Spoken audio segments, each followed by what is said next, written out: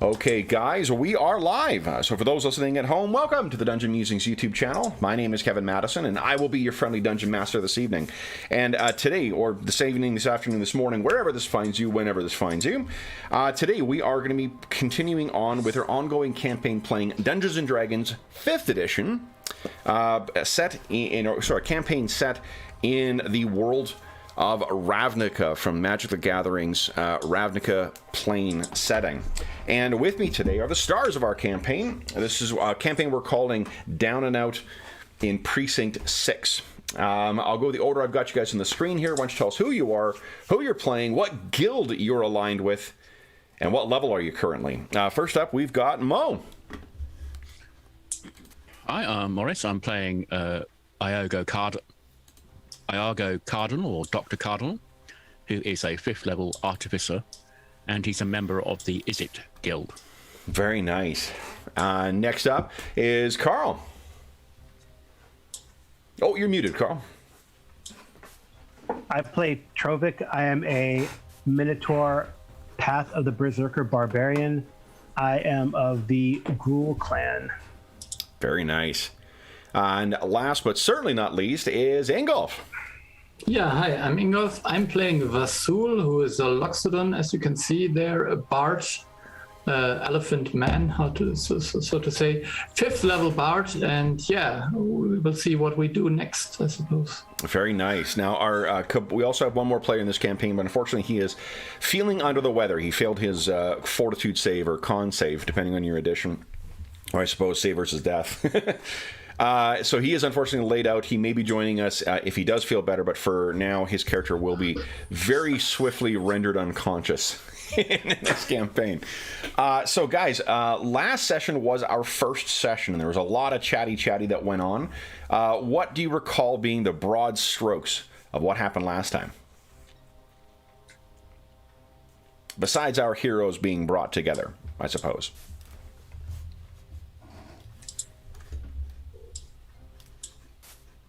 Does anyone remember? All right, not everyone at once. So I guess I will try to.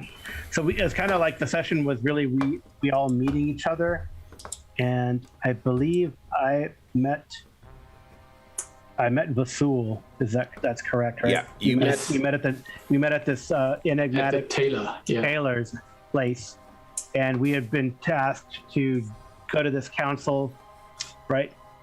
We met at this council, and the council was really seemed like representative of all of our houses were there, or all of the guilds were there. So those guilds that were not represented by player characters, there were various NPCs who represented them, and we were tasked by the guild council to go to this location in the precinct to investigate this tower that had Gruul and other insignia on it, which was curious. And we also had got some intel that other Gruul clans, because Gruul is pretty chaotic and not quite unified, would be trying to prevent us or trying to get there first. Mm-hmm. So we started our investigation. We're making our way in the sort of underneath of the big world city of Ravnica. And it was uneventful until all of a sudden we heard like a rumbling sound, and it turned out to be these Gruul boars, right? The Gruul Welcoming Committee, and Trovic stood his ground, and it looked like apparently chased them off or intimidated them enough to go around us. But then we still heard that we were being either hunted by Gruul clans. And I heard the voice of my old mentor, maybe the person who arranged my injury, or maybe even injured me themselves in the arena. Mm-hmm. That's right. Yeah. And we found a defensible position, and we're waiting to see what they would throw at us. They didn't attack us, but it seemed that they had pushed some frog-like creature, giant frog-like creature, to our position. Yes, and I have a new illustration for that too, guys. So all right, this is.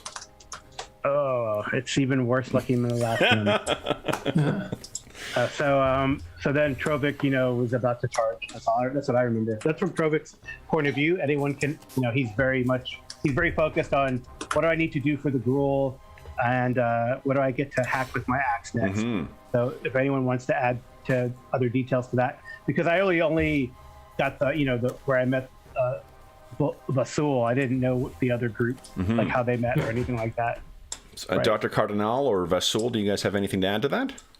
Yeah, I just have a question. So I think we had 3 guild symbols on the tower: Demir, Gruul, and Azorius. Is that correct? Yes, that's right. Yeah. Yeah. Yeah, which Okay. was unusual. The other unusual bit was that you did not know. It's not clear who. It's not clear who initiated the project to sort of reclaim this district too. Yeah. Which is, I mean, part of guild intrigue as well, I suppose. Doctor, do you have anything to add? No, I think we pretty much covered it. Obviously, I had to leave a lot of my lab equipment behind, the bigger stuff. So, you also And, received a note from yes, an old friend of yours, Otravak. yes, and a chunk of equipment that reminded me of the unfortunate incident where I've been disgraced for the last 25 years and been giving really crap It wasn't jobs. that. Remember, it was actually kind of the reverse. It was the component that you discovered that saved Otravak's career. Oh, sorry, I got it the wrong way around. Yes. Yeah, that's All okay. right, so yes, I have a large brass chunk of equipment stuffed in my backpack. As Insignia is saying that the dragon that runs the Is It League seems to really have it in for you. So that was where we left things. So let's, guys, give me 2 seconds here. I need to quickly, I forgot about our NPCs here, because clearly I am not doing my job properly here. Allow me to add our allies in here. As you have, here we go. Volcoso, oh, come on.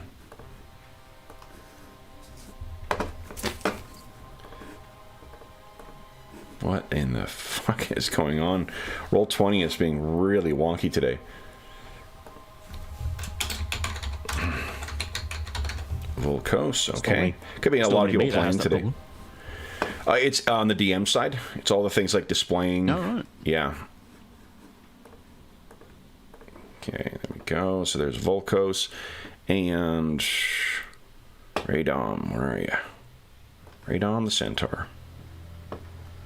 I think centaurs are large-sized creatures, aren't they? Remember? Offhand? I can't remember if they take up. Yeah. They are? Okay. Oh, size is medium. For PCs. At least. Yeah. Okay, so here we go. He may seem big. Apparently he's half man, half pony. Yeah. Okay. Radom. Go save.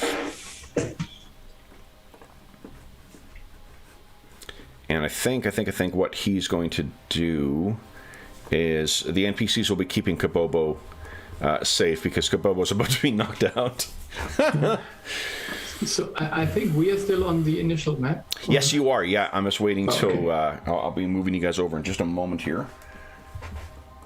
And here is the creature. So the thing we described was to bring you back into the olfactory sensation that you were. Not only did it look unlike anything that you've seen that the Gruul have ever bred or made use of, the things infused with that divine rage. This stank of brine and chemicals and vaguely of ozone.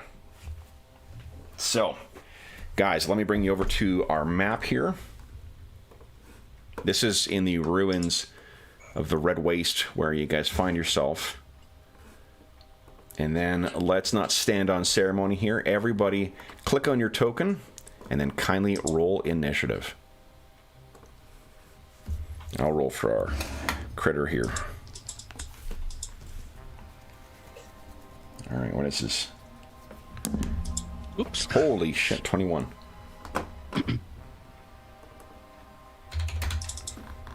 All right. Nice, Trovek. Pretty good, 20. Vessel 16, good as well. All right. Dr. Cardinal, taking your time wisely to decide your course of action before leaping into the fray. Well, he probably stopped to light up something. Exactly. Oh, my. All right, so then I think what... well,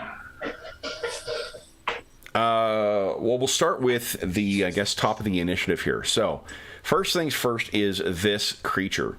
So it turns towards you, and its mouth splits open wide on the side, and then the front as well. I think my chef's plate is here. I can wait for a little bit.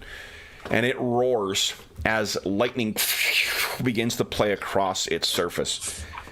It will... Let's see here. Oh, boy. It's going to leap...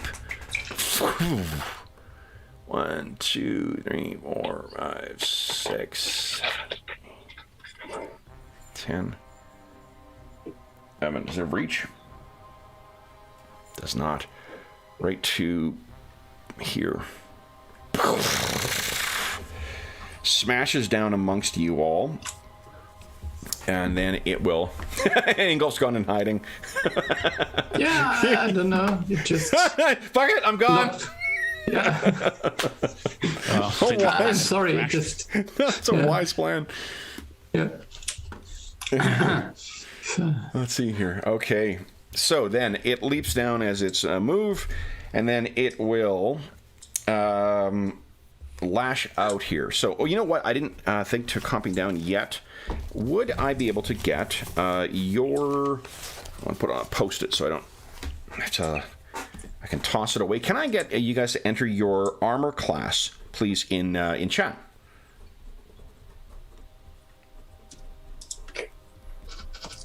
Awesome. Thank you, guys. Okay, so Trovek's got 14. Vasul's 15. And Iago's 16. It's a great AC, Iago. He's got pretty good decks. Nice. But I think the background is he wears scale mail under his lab coat because of explosions and stuff. Wise precaution. All right, so let me scooch in here a little bit. All right, so Doesn't then... mean he's not very stealthy, though. Yeah.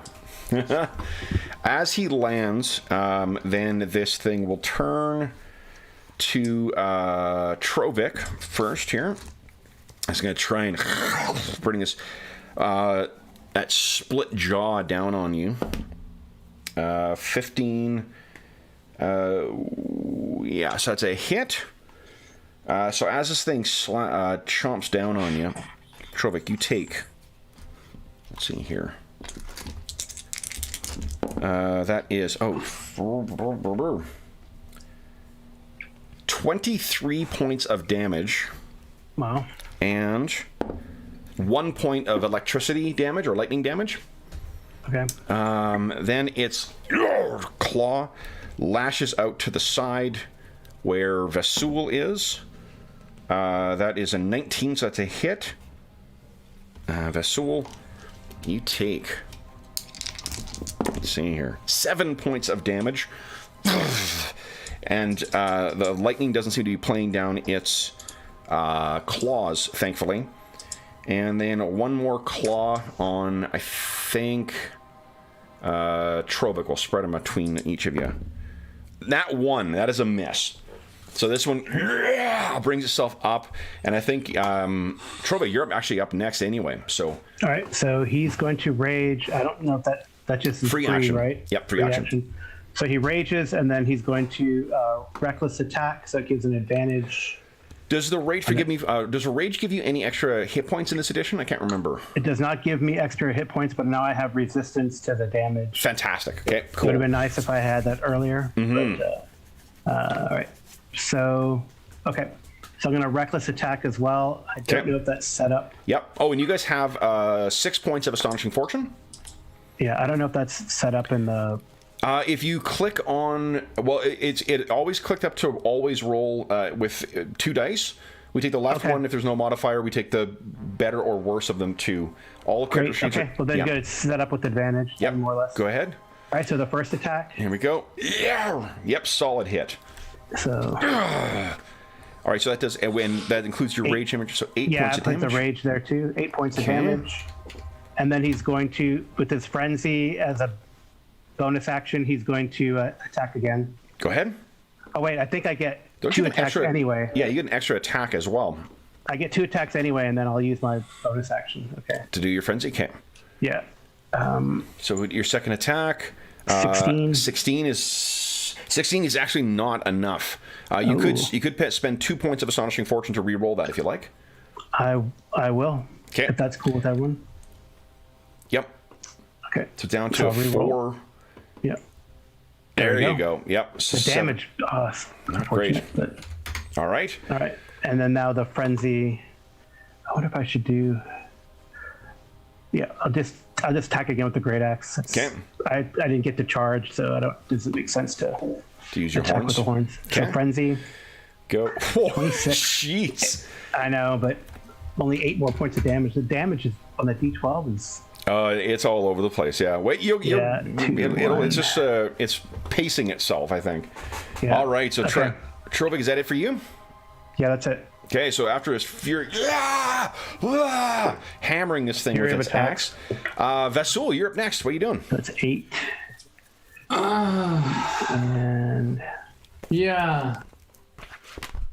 That is strange. I find myself in the middle of a combat that Yeah. I didn't want to, but yeah. So fortunately, I mean, this giant elephant guy has a dagger in his hand because he's very unskilled with any weapon. Yep. So I think I will just try to hit it with my dagger and then maybe move back a little bit. Okay, so let's. The 2 things I want to quickly just clarify with this is casting magic adjacent. That does not trigger attacks of opportunity in this edition, right? No. No, so you could cast magic if you choose to. Yeah, I could. And then moving. There's no 5-foot step in this edition, I know, but I think that you can spend your move to do a step. Is that right?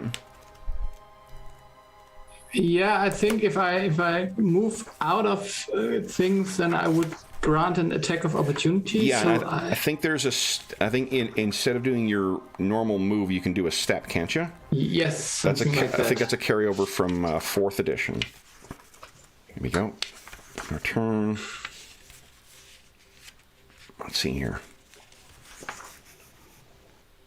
Oh, attacks of opportunity are an optional rule, aren't they? They're on the DMG. Sorry, guys. It's one of those things that I'm just going to look it up once, and then I will remember. I got too many editions kicking around my head right now. Let's see here. Not even stepping into the optional rules we're using. I actually need to do that today, too. I'll put together our house rules list for this one as well, so you guys will know which ones we're actually using. But I'm intending on using all the different like maneuvers and stuff like that that you can do out of here. So like disarming and whatnot, because I think they're pretty cool. Where are we here?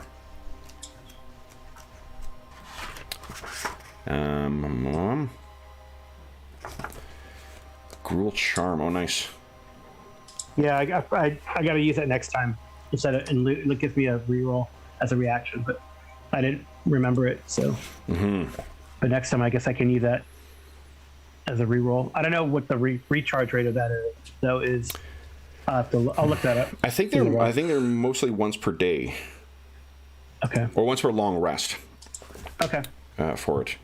That makes sense. You know what? I'll look it up during our break. Sorry, I'm wasting your time here. So let me then I will just step a little bit to the right just to make some room for some kind of arcane stuff that maybe will go on. Sounds good. Yeah, and I step it with my dagger just in case to be sure. Go right ahead. We are using flanking rules as well too, so if you are able to get yourself in a flanking position, you can do that. So I did then, I did a 21 on the roll. So 21 is a solid hit, as you stab into this thing. Yeah, 4 piercing damage. Nice. Okay.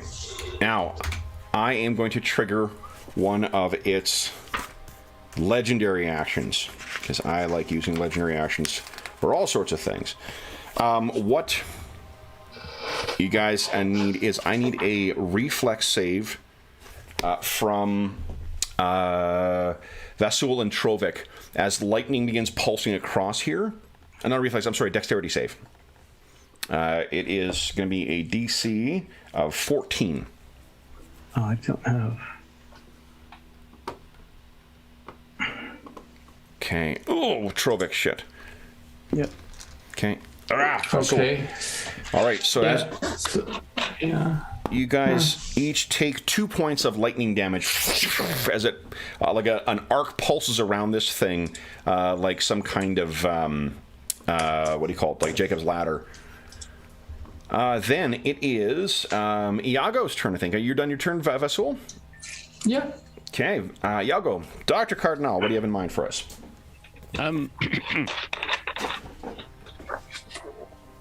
Well, he sort of gets out his arcane focus, Okay. which actually is a picture of my mentor, that little sparkly thing. Okay. Rather than a traditional wand, it's like a mechanical flashy bit, and he's going to cast.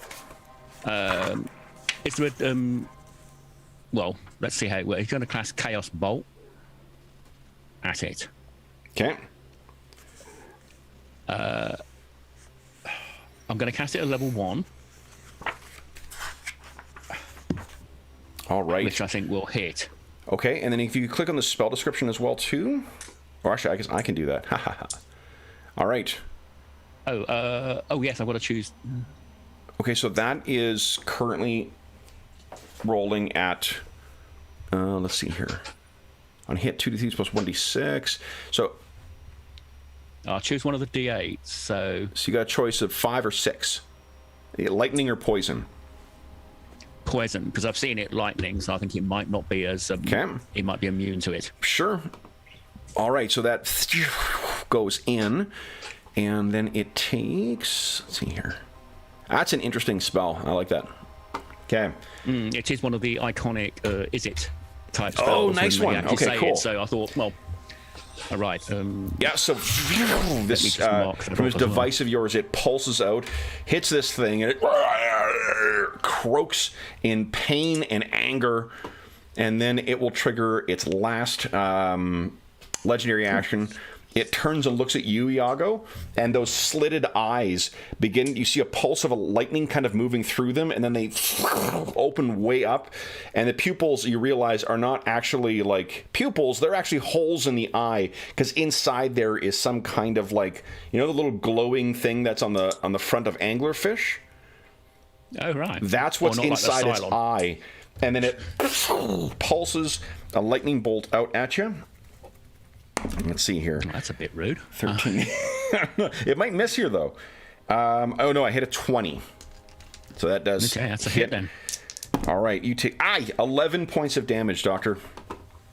Ow. Lightning damage as well. All right, then it is its turn. Now, it still wants to try and chomp on Trovik.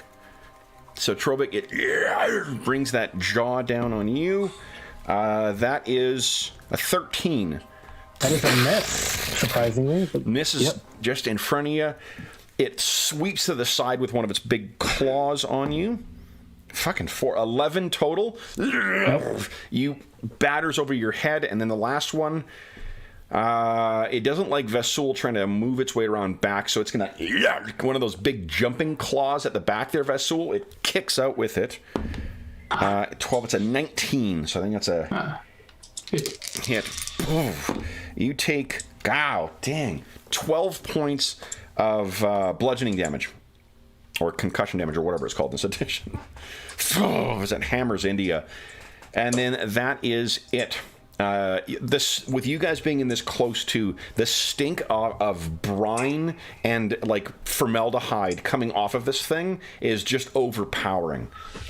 Trovik, however, I think you're lost in rage. So what do you want to do? continue with the reckless attack with his great axe. Yep. All right, so the first attack. Solid hit. Yep. Okay. And his second attack. Okay, so that's... It seems a miss. I looked up that charm thing, and I can use it, and it's gone, basically. Oh, it's a one-time use thing. Okay, cool. Yeah. So that second one skates miss, across right? its hide, sparks, and lightning playing up your axe. That doesn't get through. Okay. Your third. I'll save the charm, and I don't want to use any more hero points, but I'll attack with the frenzy. Okay. And that's going to hit. Oh, Yep. that's a hit. Okay. Holy, good see, damage. there you go.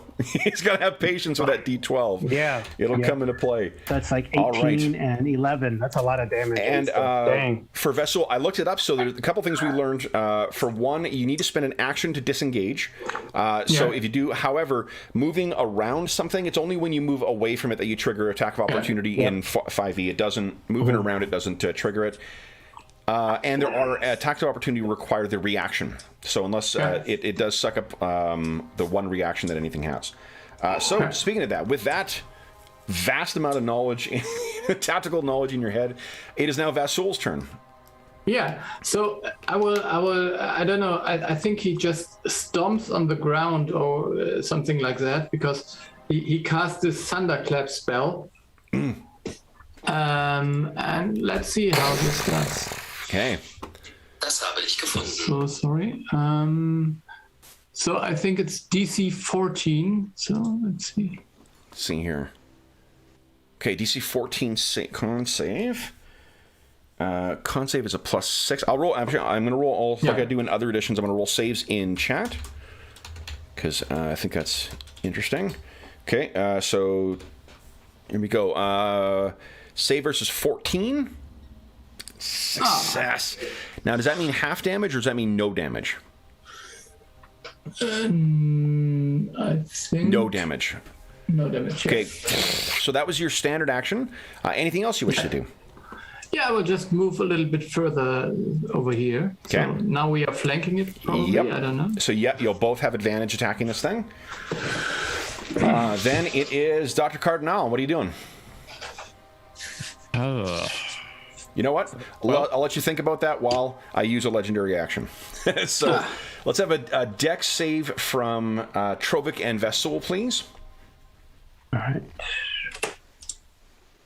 Yeah, no problem.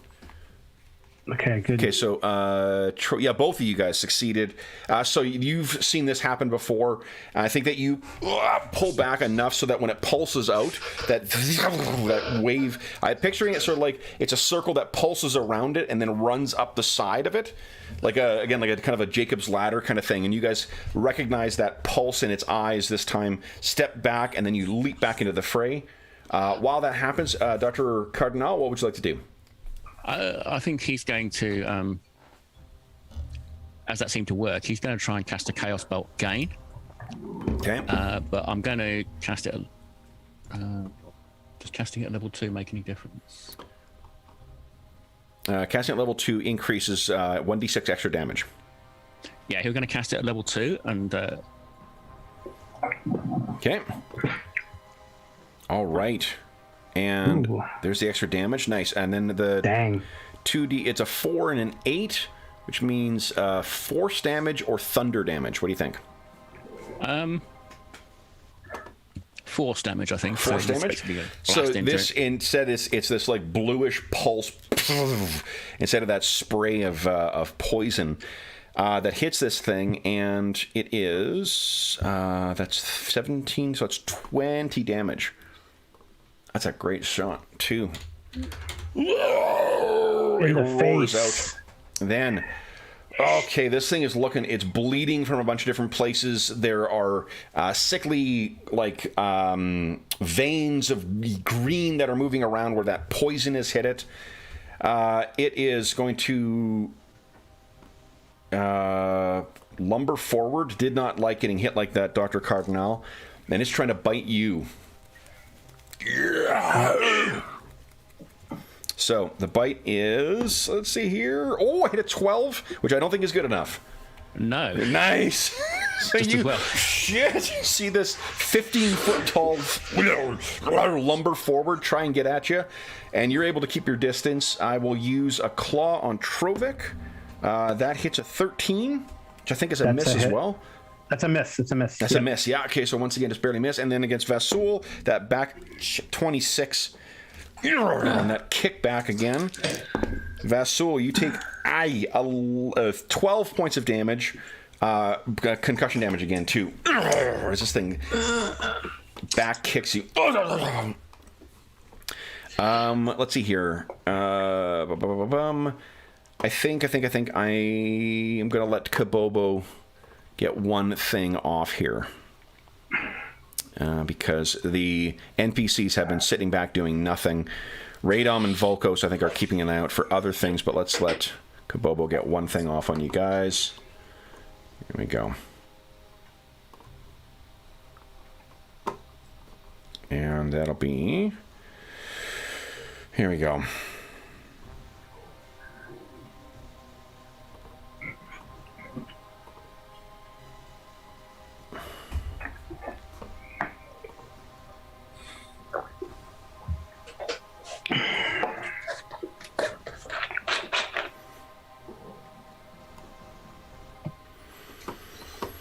Okay, so then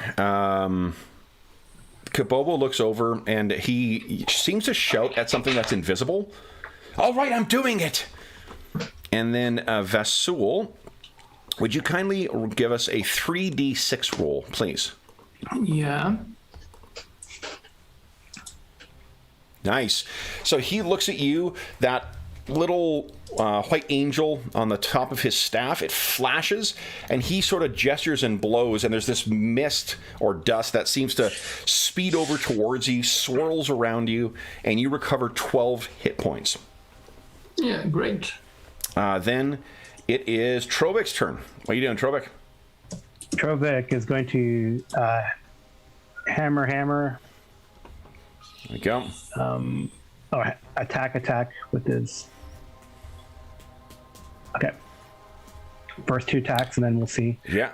Maybe I'll vary it up and attack with my horns instead of... Nice. Right. That's a solid hit. To hit. Okay. This is damage. That's better. There you go. Wow. Yeah, this thing is in bloody pieces right now. Okay. Still barely able. And I want to see what the horns do. Okay. They don't do as much, but it's more evocative. Absolutely. He's in a rage. He's gonna attack with his horn. So instead of the frenzy, it's a bonus action if I hit. So I use my horns instead. Okay. Right. Go. Yep. Oh, there you go. 10 points. He rams his horns in that and rips out. Pull it back. Yeah, it's mortally wounded at this point. Vasul, what do you want to do? Yeah, I think I just use my dagger and stab it in the back. Just don't steal my kill. Yeah, no. It's so you will have advantage on this as well.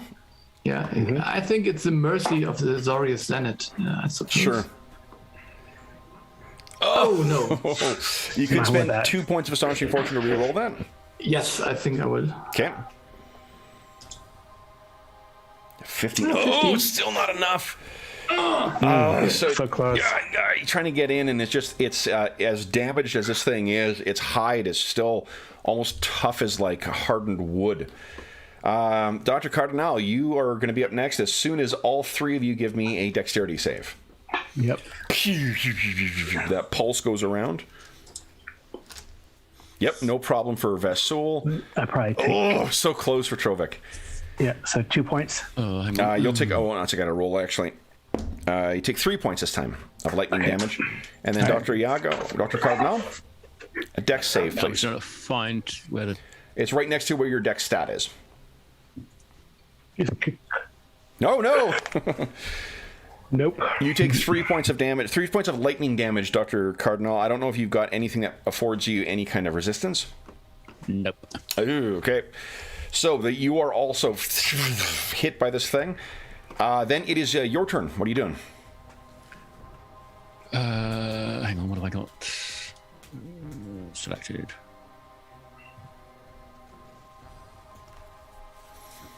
I think we'll go with the old standby. Okay. But first level this time. All right. Nice. Okay, so that is a hit. And then... Oh, do you have to roll a hit for these? Oh, that's interesting. Okay, so yes, that is a hit, and that is, let's see, you have a choice of 7 or 5. Psychic or lightning, so I'm guessing it's psychic damage. Psychic, yeah. Okay. I like that thing morphs around to types of damages. It's kind of funny. So you, once again, kind of, whether intentionally or not, the thing changes, and this pulse goes up, and it hits its mind, and this time those eyes, you hit it, and those eyes kind of open up, and the little angler things inside kind of stick out, and they twitch for a moment. And then the whole thing slumps forward and is still. Sparks flying off of those 2 little angler bulbs coming out of its, what would be its eye sockets. So, what do you guys wish to do next? Trovic yells out to the other Gruul clan, "Is that all you've got?" Nice. Roars as he held his bloody axe, and of course he's covered in guts too because he rammed his horns into there. So. One thing we're going to do in this game too is I'm going to steal something that we've been using in Eberron and in Warcraft, where short rests will take only 5 minutes. You only take an hour to do it. You can just take 5 minutes, and you can spend your healing. What do you call it? Your healing hit dice, whatever it is, hit dice. And you can search. No, it's a short rest heal. Yeah, short rest. Yeah, short rest. You can spend as many hit dice as you want to roll and recover those, and then anything that recovers on a short rest will come back. Okay. All right. Let's see. Oh, and frenzy. Okay. Hold on. What's the consequence of frenzy again? I'm looking to see. I think you're exhausted, aren't you? Or 1 minute. You can also, once you've raged, you suffer 1 level of exhaustion. Ooh. Where is that? A rage? I'm on page 49 of the PHP. Okay. So you suffer 1 level of exhaustion, and I think exhaustion doesn't go down until a long rest. Yeah. All you've got right now, though, is, I think, disadvantage on skill checks. I think that's the first. Oh, yeah, it's freaky frenzy. Yep. Yeah. All right, so your shoulders slump. Yeah, disadvantage on ability checks. Mm-hmm. Yeah, not on regular rage, but if you use frenzy, which I did multiple times. Okay. So I would really love to go over to Vulkos. Yeah. And just, weren't you supposed to guard us? What kind of Boros Legionnaire are you? I mean, what is this? He points out behind him and says, "I was keeping an eye on that." And you can see through this door right over here, about at a distance of about 100 feet out, there are more of those boars that are kind of riding in circles around. Almost as if they were waiting to see if you guys were taken down or nearly taken down to come in. Yeah. He was keeping an eye on them. Yeah. I see. Yeah. He looks at you and says, "I saw you had it well in hand."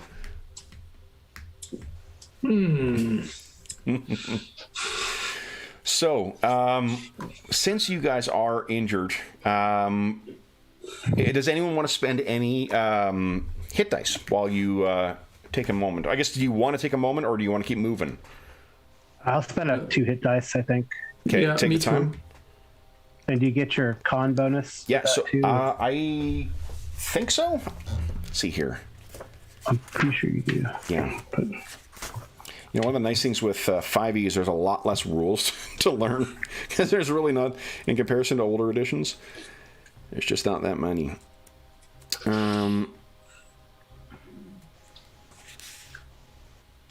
Or is it hit dice? Hit dice.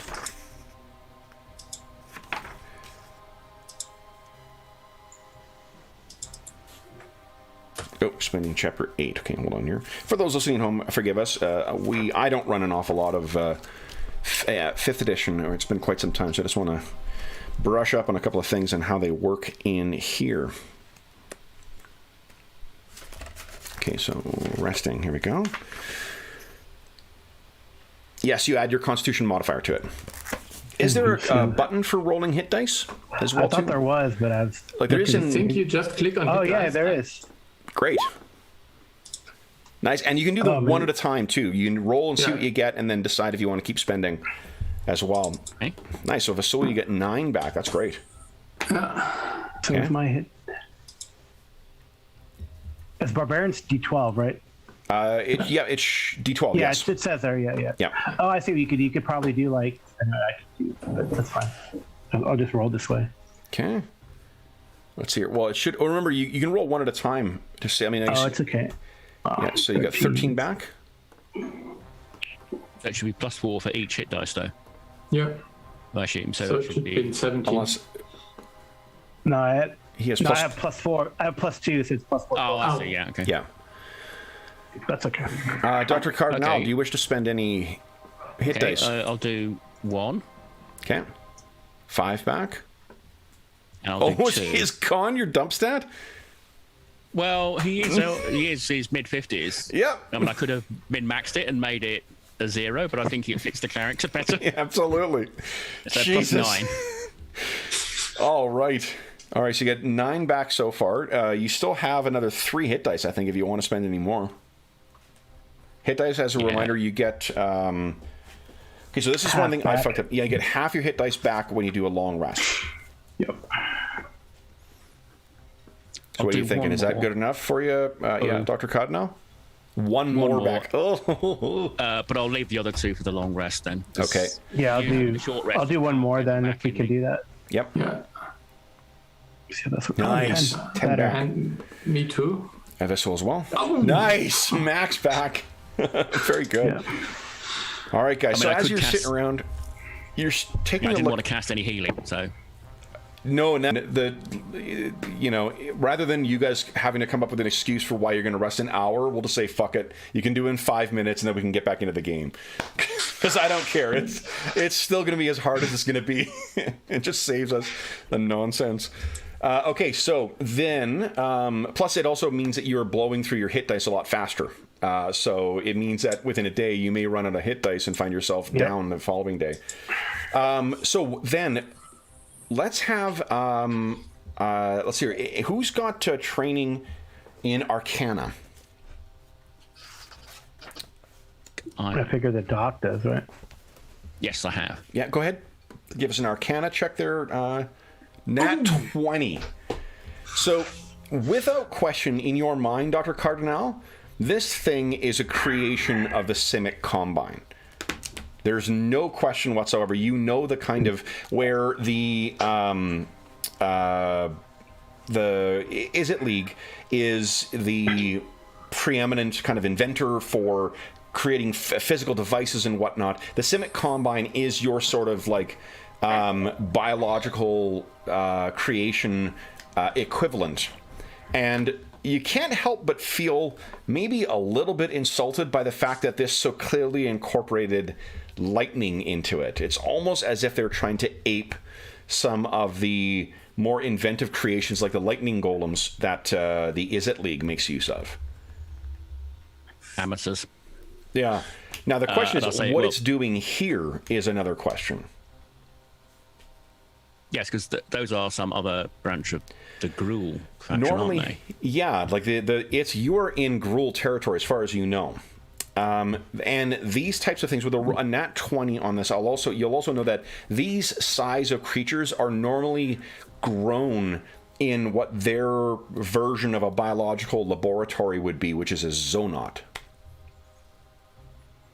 As far as you know, the zoonot is, let's just take a look at the map of district, I think it's district 5? Yeah, 10th district, sorry. The zoonot in here is at 12. So this is where the zoonot is that you're aware of. This is where you guys are right now. It's on the edge of Precinct 6. Now you are aware that there is flooding that has taken place underneath the location, and it's slowly being kind of drained. But that's a long distance to for this thing to be relocated and for it to be flopping around on the surface. Well, maybe it had been pushed out of where it's in the sewers because they got flooded. But That is anyway, distinctly I will possible. say that this is a Simic monster, but what it's doing in Gruul territory, I'm not sure. One of the things that let's see here. Why don't we have each of you guys make just a intelligence save, please? Let's see if you remember something that. Nice, 15.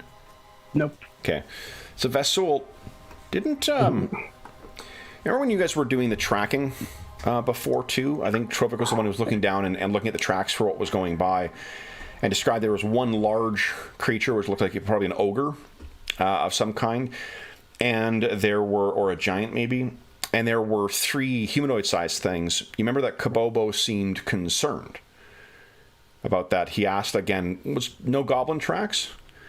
And I thought, didn't he say make some mention about his ex-wife being part of the Simic Combine? Oh. Oh, yes, he did, didn't he? Yes. Don't know if he mentioned she was the Simic or not, but you know that she was I involved. mean, here. couldn't they go to a proper divorce procedure? I mean, that would be very simple and Who gets custody of the giant, horrific, lightning toad demon? So, unless there, what happens is now that you guys have recovered, the boars seem to leave and stop circling you guys. You guys are not weakened by this thing. They ride off, but you can hear the sounds of the hooting and whatnot in the distance. Trovik, you get the distinct impression that for the duration of your travel along here, you will be tracked by the what's his name? By Drakmir and his kin.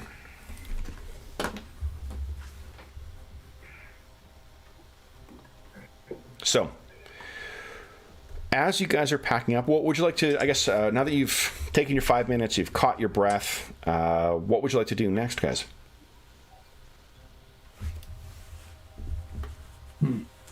We were on the way to the tower, I think. Yeah, Yes. we're going towards the tower, so I guess we'll continue.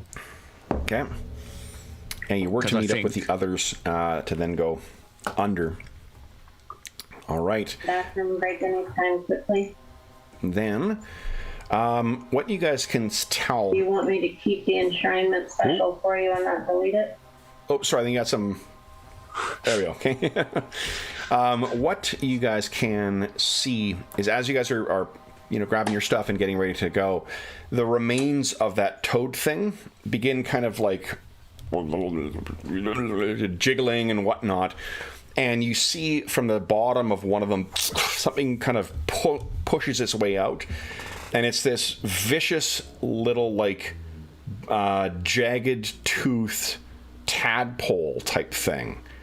Imagine what this demon, pale, creature toad thing, what its tadpoles would look like, and you can see that they're splitting out the side of this and beginning to flop across the ground. They're about the size of a small dog. I'm going to shoot one with my crossbow. Yeah. It kind of shakes, and the rest of them kind of go along. Sparks come out of it. The others sort of are flopping off in search of some kind of water, no doubt. There's got to be at least 40 of them. Oh, right. Okay. So, with a last look at that, unless you guys wish to do anything else. If they go... Well, If they if, go ahead. if half of them grow up, we've got 20 of these things. but I think we are more or less in the desolation without water. And I hope that some of them will just meet the boars. Yeah. So, you turn and carry on. The rest of the trip to the... what do you call it? To the... there was where the the hole in the ground that apparently led down to the subsurface. It is another about 2 hours of travel, and while you are being hounded by those things, by the members of the Gruul clans along the way, you don't see anything else. So you reach the edge, and you can make your way down. Now, the way, as you guys are approaching you see there's a little bit of a built-up area around it that stands as a contrast to the ruins, and you can also see that there is a small detachment of Boros legionnaires who are here, dressed in the full armor. Some are, I think they're called the Vaishino, or Vaisho, the lizard folk that inhabit Ravnica. There's some of them there, some Minotaurs, and then some humans who are all dressed in heavy armor. And they've set up kind of a palisade around the entrance here. And as you're walking up, one of the Minotaurs gestures out in your direction, and Volko taps his staff, and a flare kind of goes off, and then explodes and leaves the symbol of the Boros fist. As you guys are ushered in here, excuse me, you can see that in the sort of the collection of different white tabard Boros legionnaires, you can kind of picture the inside of this like it's a fantasy version of the inside of a Roman fort. It's something they've just set up to guard this. And then you see that there is, in the center of the fort, rather than having like a central tent or something like that, the surface has given way, almost like a sinkhole. And there's a kind of a mist that's coming up out of it that very quickly dissipates in the haze that seems to hover over this area. And you can, there's definitely the smell of water coming from underneath the the open hole. The other thing is you can see there are a number of other figures who are definitely not dressed in the white of the Boros Legion. Let me try and introduce you to these other members here. So you have met thus far Volkos, who heads off and begins talking to some of the legionnaires, no doubt doing a checkup on how things are standing. There is Radom, of course, with the Salasnaya Conclave. Put him on the side here. You also can see that there is an odd-looking elven woman. Looks like this. She does not have a child with her, but otherwise the greenish markings on her and the darker skin, it tells you that she is a Devkarin elf. And the tattoos indicate that she is a member of the Golgori swarm. So she stands a little off from everyone and studying what you guys are doing. She does not have any of the signature, growths. She does not appear to be undead. Her skin is dusky, but there is a flash of life in it. There is also standing near her is an enormous ogre. Yeah, dark skin with those like Harlequin style tattoos or brands onto his face, and standing at his feet is a woman, likewise dressed almost in the Harlequin gear. You need not look too closely to see that, or to determine that they are likely members of the Rakdos guild. They are on their own and talking to themselves. They're the ones who are getting the most kind of glares, or at least until Trovik walks in, they were the ones getting the most glares. There is standing and talking to members of the what do you call it? The Boros Legion, a half-elf dressed with the colors and insignia of House Dimir. This appears to be the representative sent by those skulks and spies. Mm-hmm. And then the final member that you have not met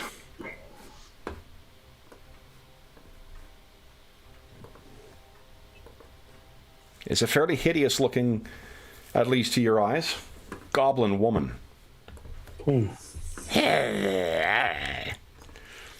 And while she does have two birds that are perched on her shoulders, they don't look like that. What they look like is, imagine if you had a form of like a raven, but the entire skin was slick, like a salamander's, and then it had segmented bug eyes built into it. You can see from the insignia around her and the other strange accoutrements, she is likely a member of the Simic Combine. You also think that this may very well be Kabobo's ex-wife. I see. So, as you guys enter in and are looking around, this kind of motley collection begins sort of making their way over towards you.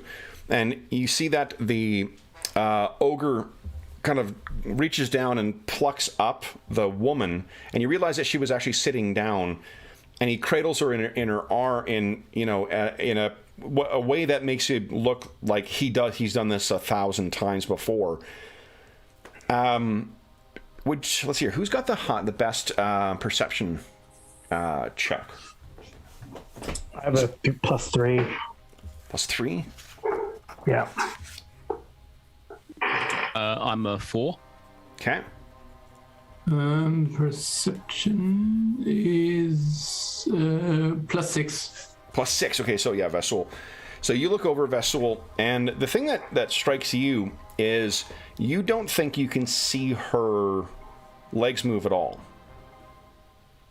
Like the way he picks her up and brings her over, there's no movement to her lower legs whatsoever. And for a guild that so embraces like athleticism and acrobatics and stuff like that too, it's unusual for someone not to want to make a very big flourished introduction. Though you can, the presence of being walked over by a 9-foot tall black-skinned ogre that makes up for the lack of flourish, I suppose. So as these people all walk over, the one who seems to take the lead is the member of House Dimir, the half-elf. And he steps forward and says, "You made it then." And he's addressing you, Vesul. Yeah, obviously. I mean, did you expect any other outcome? I was hoping not.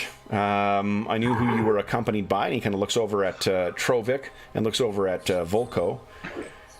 But we found that we ran into some trouble along the way as well too, and needed to encourage some of, and he gestures at Trovik, your friends, to ensure that we were not disturbed on our trip.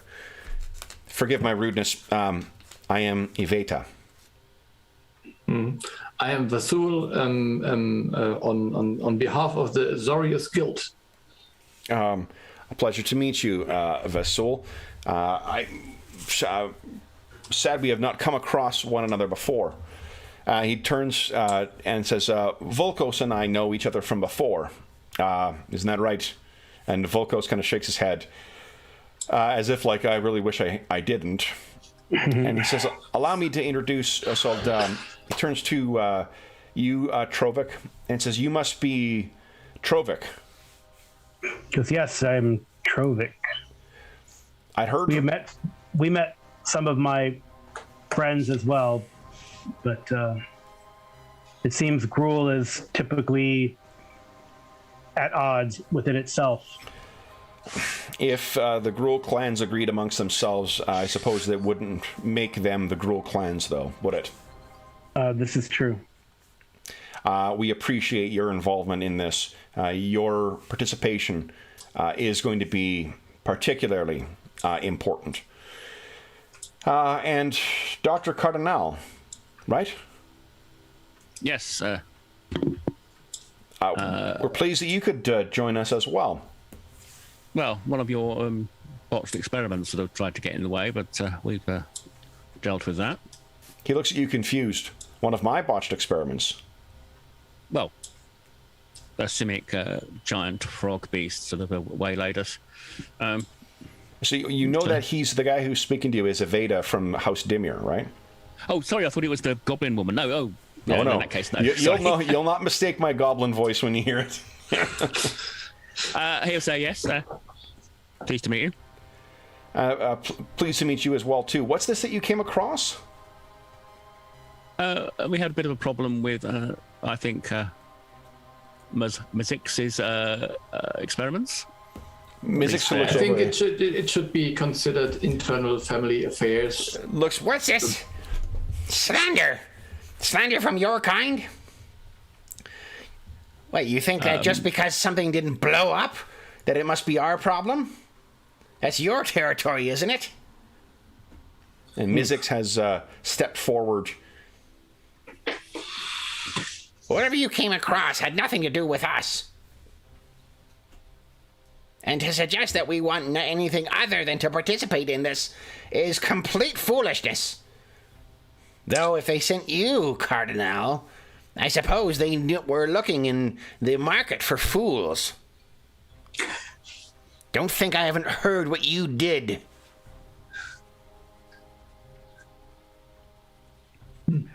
Oh, it was a very old building, and who knew that reaction was going to be that brisk?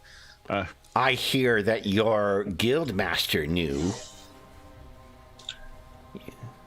Be sure your lab will be nowhere near my own.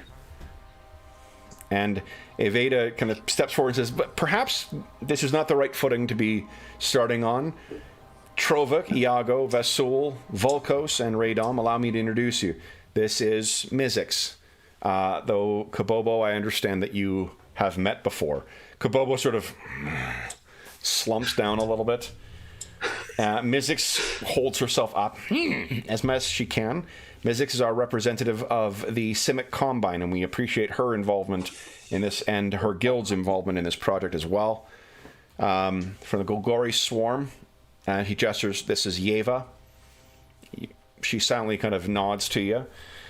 Honestly, the way she's sort of dressed, if it wasn't for the sort of the clothes and the armor seeming to be made from like hardened fungi, you might think that she would be a member of the Celestia Conclave. Although her kind, the Devkaran, do seem to really mostly associate with the Golgori Swarm and those underground. From Rakdos, the Cult of Rakdos, we have Lizolda and her aide, Chaba. And Chaba just simply says, Chaba! And I believe that is all. 10 guild members, 10 guilds.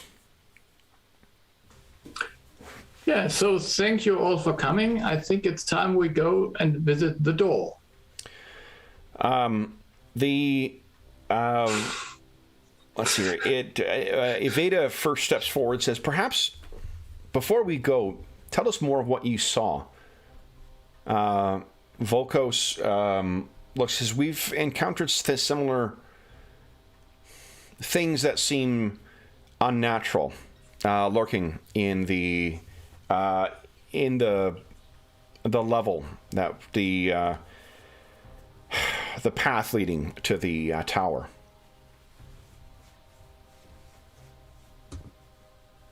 Mm-hmm. What did you find? Okay. So we did find a giant frog beast, but Trovik was able to handle it. Yeva says, did you track it? No, it found us. It jumped on us, and we beat it down. And It was herded towards us by other members of the Gruul clan, led by, and I give the name of that guy. What's his name? I gotta write it down. Okay. I just have Drakmir. Minotaur War who trained. What's his name again? I'm sorry. Drakmir. I'll put that in. Drakmir. Okay. Led by Drakmir, Drakmir the Betrayer, he says. Nice. I love it. All right. Although Betrayer is maybe too grand. Traitor is scum. What Evada turns and says to you all says, I've heard from our Boros allies that the Gruul have been testing the defenses here. We know that there are members of the clans that are not in support of this initiative. Though I've heard nothing of the Simic Combine doing anything other than support this initiative. And Mizzix seems to like nod as if like, yeah. Then, what do we? Perhaps we can enjoy a meal and then commence our journey. It should take us the bulk of a day to reach there, so we could start today and reach tomorrow. So as you'll see, the going is slow underneath. Okay, so I would just ask the Volkos. So, could you have just ordered one of the Sky Knights here so that they could patrol the air, and we would know in advance if there were someone attacking us?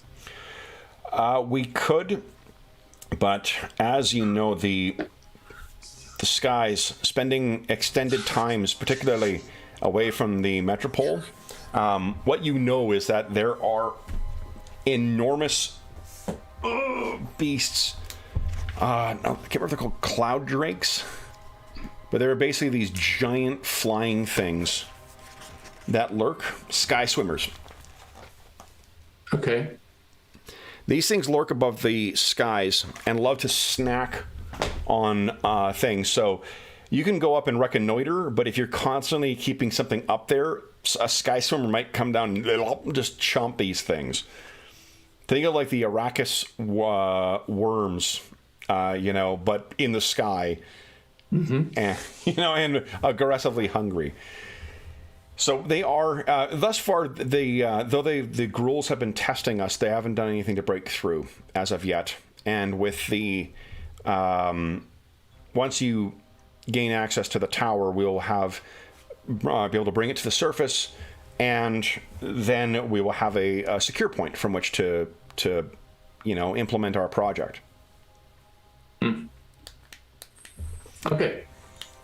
Then, the way that you will be traveling is by devices that have been crafted by or supplied by our friends at the Izzet League. They are basically, if you can think of like electrical kind of Arcano steampunk fan boats. That's what you guys will be traveling on to make your way across. There are parts of the most of this level still has some water in it. Some of it quite deep, some of it quite shallow. What these devices will allow you to do is to travel there, and regardless of how deep the water is, to be able to not get run aground or anything like that. There's the Evada, Trovik, and Vasul each have the insignia that are required to access the tower, and we expect that once we reach there, we should have no difficulty in breaching the defenses of it and gaining control over the tower. Are there any other concerns before we No, I think let's crack on and see what we've got to work with. All right. There is a Boros encampment that is set down there as well, too. We will be overnighting there and then setting out for the tower afterwards. So, with that, what we'll be dividing into is groups. There will be, say, groups of 4. So, 2 will travel in a boat on their own with supplies. 4 will travel on one boat, and 4 will travel on another boat. We'll put Iago, Trovic, Vasul, and Kabobo in one. We will have Volkos and Chaba and Lazolda on the supply boat, and then Mizix, Radom, Yeva, and Evada will travel in the final boat. Is that agreed? Mm-hmm. Yeah, okay. All right, then. With that, let me close up all the stuff. Let me show you what you guys are. Yep, reconnection successful. There we are. We're back. Sorry about that, folks. We briefly had a hiccup with OBS. Now, this is what you walk down into, guys.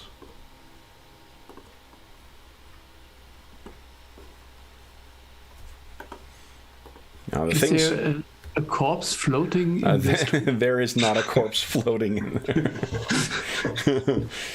But otherwise, the depth of the water and the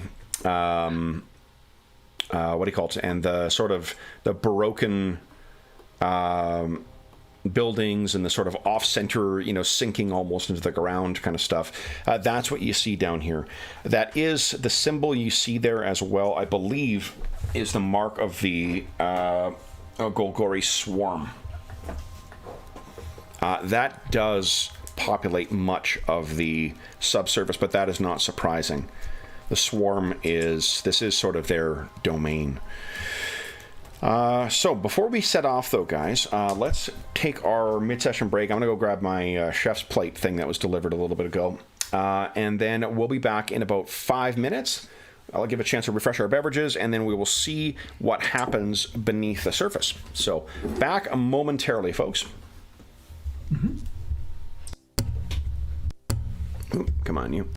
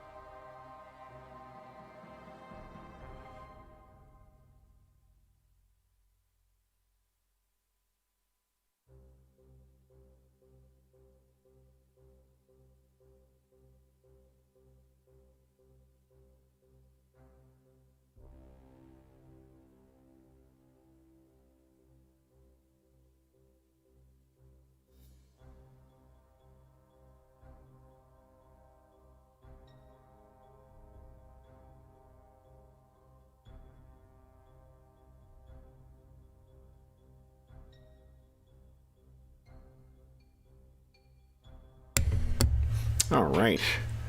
So let's quickly check in the chat here. Say hello, hello. Hello, everybody. Hope the weekend is off to a great start for everyone. Great start. It's Sunday afternoon. I suppose it's near wrapping up here. Jeffrey, what's going on? I hope the weekend is treating you well. Brian, good morning to you too. Wayne, good morning to you as well too. Crumb, good morning to you as well. Alex, good morning as well. Looking forward to something. Oh, thanks, Alex. That's great. I think it would work well with 3.5 too. Yeah, possibly. You know, like I think we've been running 3.5 for about 2 months now on in our Barrow Maze game. I would have said before probably not, but I think you could at a higher level you could make 3.5 work for it. I think 5th edition is a really, for these kinds of high cinematic game settings, like or high-powered cinematic games like this, like Eberron. I think 5th edition does a really, really terrific job of modeling that stuff. But I don't think it's impossible to do it with other editions as well. All right, guys. So you have now. I think what I'll do actually is we're going to put Kabobo. We're going to assume Kabobo's in another boat. He's with the supplies, maybe. So you guys are, or maybe you guys were the supplies. Well, for that probably is easier. Let me put him on the GM's layer. There we go. Not that I'm sure everything's going to happen to you, or anything's going to happen to you guys. I'm sure that things will be just fine. Let's do this here. Now, in 5th edition, what is the distance for dark vision for the various things? Is it 60 feet like it has been in previous editions, or is it different? Most characters have only low light vision and not dark vision. Oh, okay. I knew there was I don't know about who has what, but yeah, let's see here. I think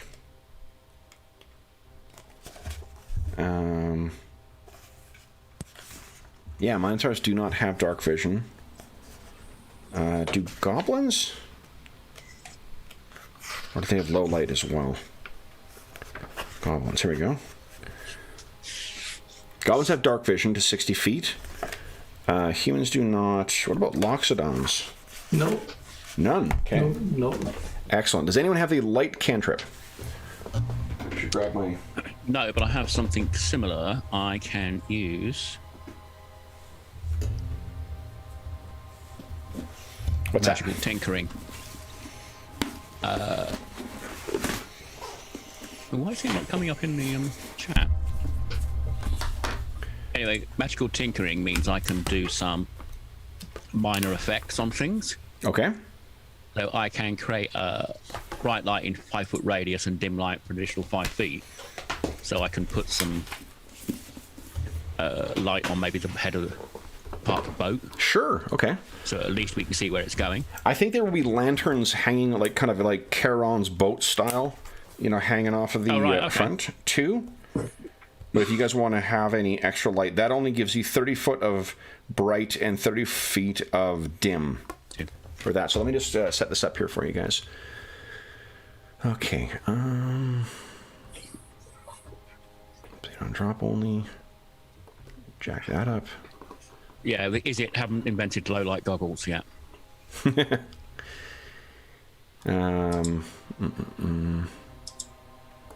I mentioned to Ingolf that before we missed yesterday's session because I was not feeling well, but the afternoon and evening I spent the time prepping and setting up a D20 Modern game in Roll20.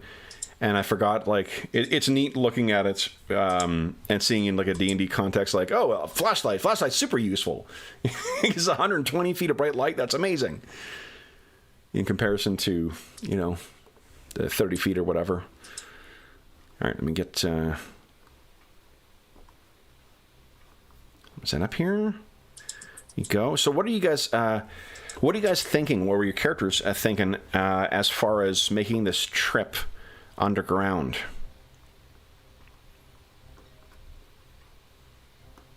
The boats will be spread out. You can kind of picture that it's pitch blackness down here for the most part, with just there is some of that luminescent, like bluish fungus that you can see in the illustration, but there are patches where that will be gone, and you guys will be only 3 boats kind of with that are little islands of light in otherwise perfect blackness. Am I the only one who only sees a partial map and not the real thing? You guys are only seeing this. There's no map just yet. Okay. I'm just getting something set up here. Okay. Yeah.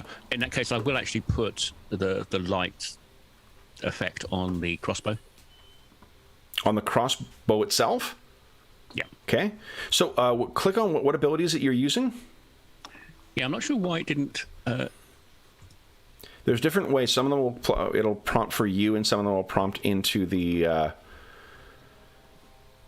have to go. click the little bubble. Yep. So. Oh, it's tiny. I mean, it could be a crossbow bolt. I'm fine with that. Yeah, well, I've got the infusion. That means it's an automatic reloader. Well, I mean, that doesn't change that there will be a bolt in there. So. Yeah. Okay. Yeah. We'll put it on the bolt. Okay. Just say it's. If it needs to be something tiny, I mean, otherwise it could be a coin or a zib or whatever it's called that you're making use of. Yeah. Okay. Just in case the lights on the boats go out. I don't know what you're talking about. Although we did have on Friday's session, because we're keeping track of time for exploring the barrow maze, we did have John's light go out on him because it's only a 10-minute duration in that, and that kind of freaked him out. Here we go. This is what I need. Sorry, guys. I'm almost ready here.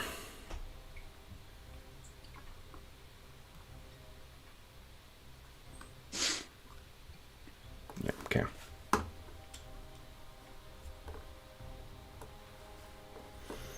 I find it puzzling that we are the only ones that are going when they have a whole Boros Legion outside. Trouble is they need the Boros. They endanger us. Well, this is where you're earning your keep here, and they do need the Boros Legion. Would you like to have no one waiting behind for you? To lead the Gruuls to come in whenever you want? Let the Boros stay back there.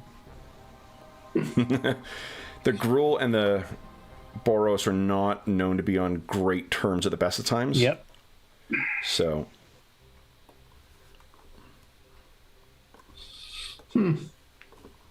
I'm not sure they will fend them off.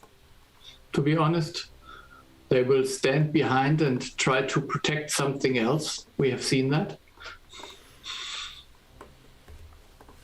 Okay, let's see here. We're going to create a boat for you guys here.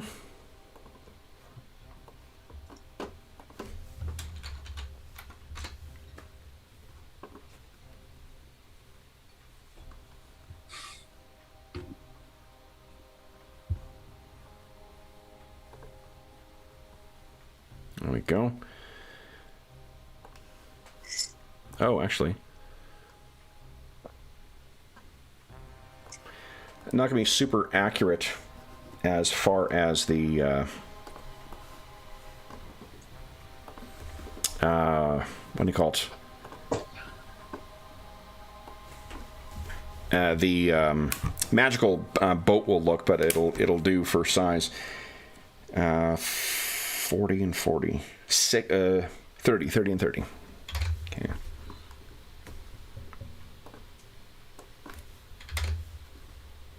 I like that they have fixed the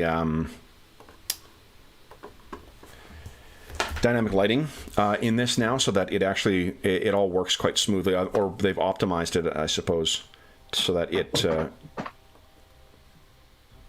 actually works properly now, so that's great. Okay, and squish this down a bit. There we go. All right, guys.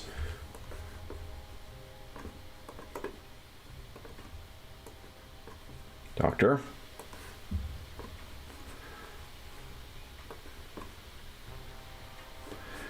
And Vasul. All right, let me bring you over here, guys. So this is what you are traveling through here. And make sure everyone's got vision on here. There we go. There we go. And there we go. All right, so can everyone see where they are as they're making their way through the water here? No, I can't, but I don't know. So paste here. You may need to refresh. Yep, I see. Or zoom out a bit. Yeah, I zoomed out and then zoomed back in. Oh yeah, because I've just updated your tokens to give you more new, what do you call it, vision.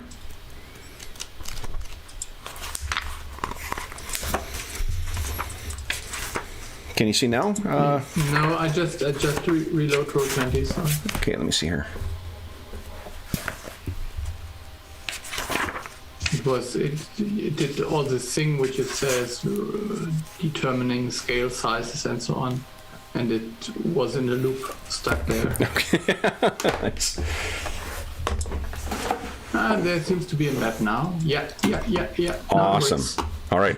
So this is what you guys can see, and when there isn't, I mean, there is illumination above, I think, but it's.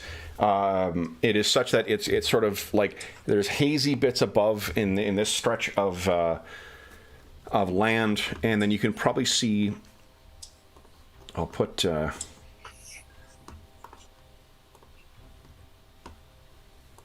Allies up ahead, and you can imagine that the this isn't rock walls that you're moving through. This would be. Ruins like the rubble and the constructed places that you could see before. Let me check one more thing here. Now, what apart from casting the light that you're doing, Iago, is there anything else you guys wish to do to sort of prepare yourself for the travel under the surface here?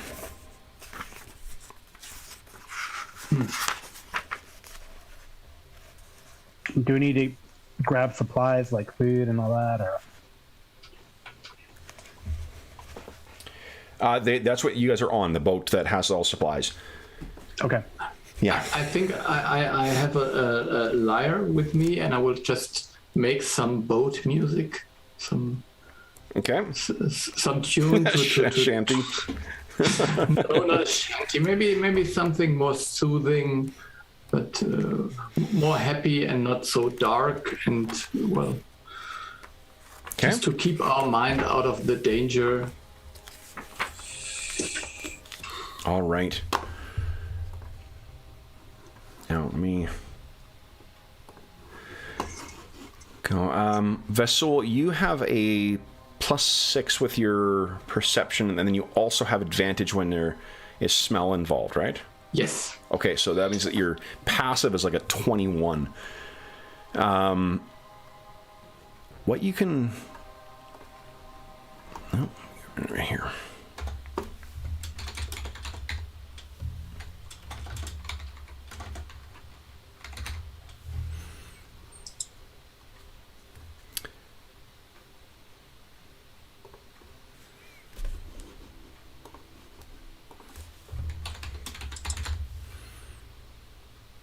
Yes. Okay, great. Sorry, I was double checking that I can actually load my assets from the compendium. I forgot that this has the compendium, so it's got a lot more tricks and stuff that I can do with in terms of like drag and dropping stuff in.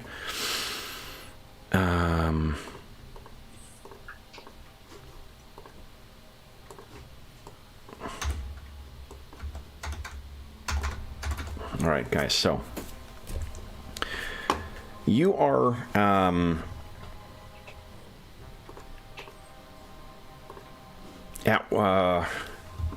playing your tune, Vasul. Iago, you got your spell cast, your light on the end of your crossbow. What about you, Trovik? What are you doing here?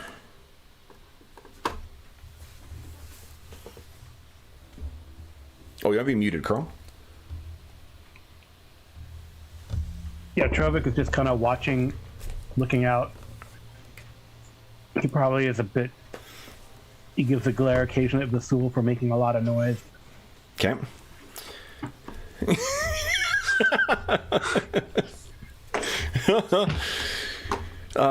Did your bardic inspiration, does that recharge on long rest or short rest? On short rests. Nice. Okay, great. So you are sitting down and kind of you know, playing your thing. It's when it's in close, it sounds nice. It is definitely being carried off, and like the water being what it is a natural kind of sound carrier. It really sounds like it's echoing off the depths of the you know, of this massive you know, 120 foot, 300 foot tall ceiling in here. What, however, while that sort of drowns out anyone's chance of hearing anything, although you do hear the sound of the member of the cult of Rakdos, Lazalda, seems to be doing something similar, a couple boats up. Almost like a, you know, singing rhymes or rounds, where her music is sort of like mixing in with yours, but it's in this kind of like, it's discordant, but it sounds good together kind of thing. So like clearly there is some playfulness that is, you know, coming from on her part. But the soul, then you kind of, the stink of that brine seems to be back. Oh. And when you stop, allow me to make a roll here.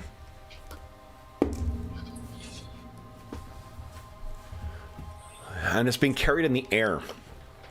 Where you guys are moving past right now is basically two, like a picture like partially collapsed, multi-level, you know, structures.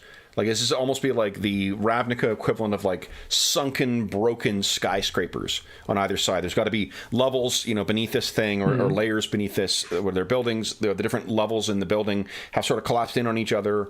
And then vines and moss and mold and whatnot has grown on the outside. But Vasul, you definitely, it wasn't there before. Okay, I think there's another toad. And I stopped playing just for... Okay. Yeah. If you guys wish, with him stopping playing, I just use your passive. You guys could take a turn and try and listen if you like. Or perhaps spot, although in this light it would be difficult. Well, Trovik will take that to opportunity to like listen. Sure. Give us a perception roll, please. Yep. 12, okay. So you're looking out, all you see is darkness, and then the odd silhouettes of these giant broken buildings silhouetted against the hazy blue of the ceiling. What about you, Iago? Did you want to make a perception check as well? Yeah, I think I will. I'll check the other side, as it were. Sure. Perception. Nice. Nat 20. So, is that your second Nat 20 today, too? Yeah, I seem to be getting a lot of wands and other things, but the skills and the attacks, yeah. All right. Oh, and Troy technically would have disadvantage on it, too, because he's still exhausted. Because it's an ability check. But what you can see, Iago, is at least two. It's weird. They look like humanoid-sized. Imagine combining a human, a manta ray, and an insect like a dragonfly. two fly in unison from, let me make sure I'm on the right level here, from here and then over to here. And you don't see, like, they're not in the sphere of light that you're in. What they are is silhouetted against that bluish, greenish light above the ceiling. Okay. I'll say up there, they're flying. There's something flying. Can we see the other boats, or are we just completely alone here? You can see the other boat is about, what is that? About 100 feet ahead, making its way through an alleyway, or what was an alleyway. Oh, right, I didn't see that. Who's driving? The other boat, that one would be the middle Ours. one. Do you mean on yours? Yeah. I'm assuming you are, because this is a is-it manufactured thing. Okay, I'm going to then try and speed up and group up with the other boat. Okay. You know, safety in numbers. All right. So And I'll call out to the others. There's something up here. all And then right. effectively I'll try to drive so we're like in the same bubble, as it were. Yeah. Okay. So you start moving the boat. Let me give you control of the boat as well.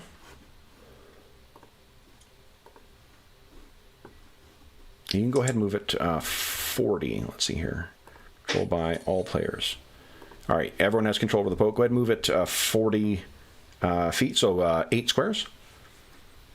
1, 2. And where diagonals don't, they count as 1 in 5th edition.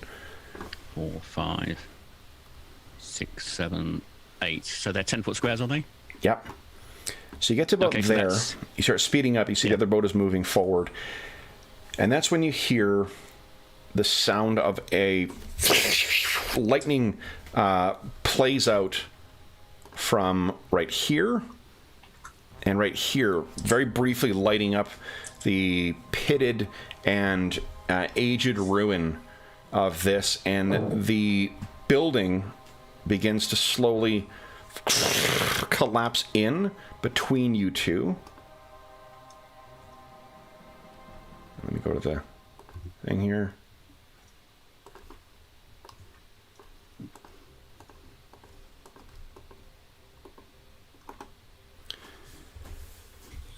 Seemingly blocking the way.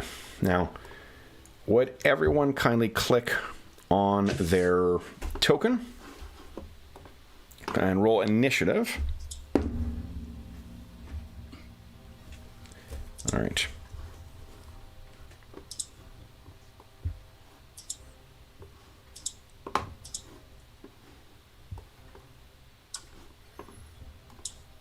Alrighty. Now let me wrong layer, right layer. All right.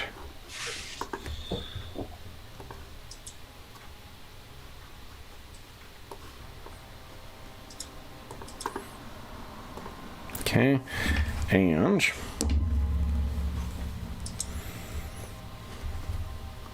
all right. So with you in charge here, actually, let me get this organized. All right. So first there is 1, 2, 4, 5, 6, 8.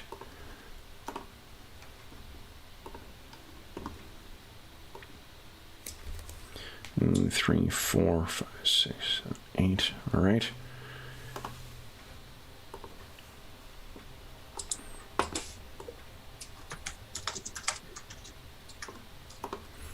Here we go. All right, guys. So what is happening is as you're this wave of the collapsed bit, like the wave created by the collapsing buildings begins washing towards you, you can hear the sounds of things hurriedly flying in your direction. And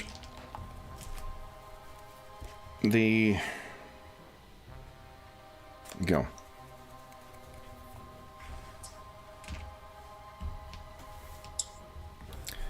I gotta roll a disadvantage here. Okay.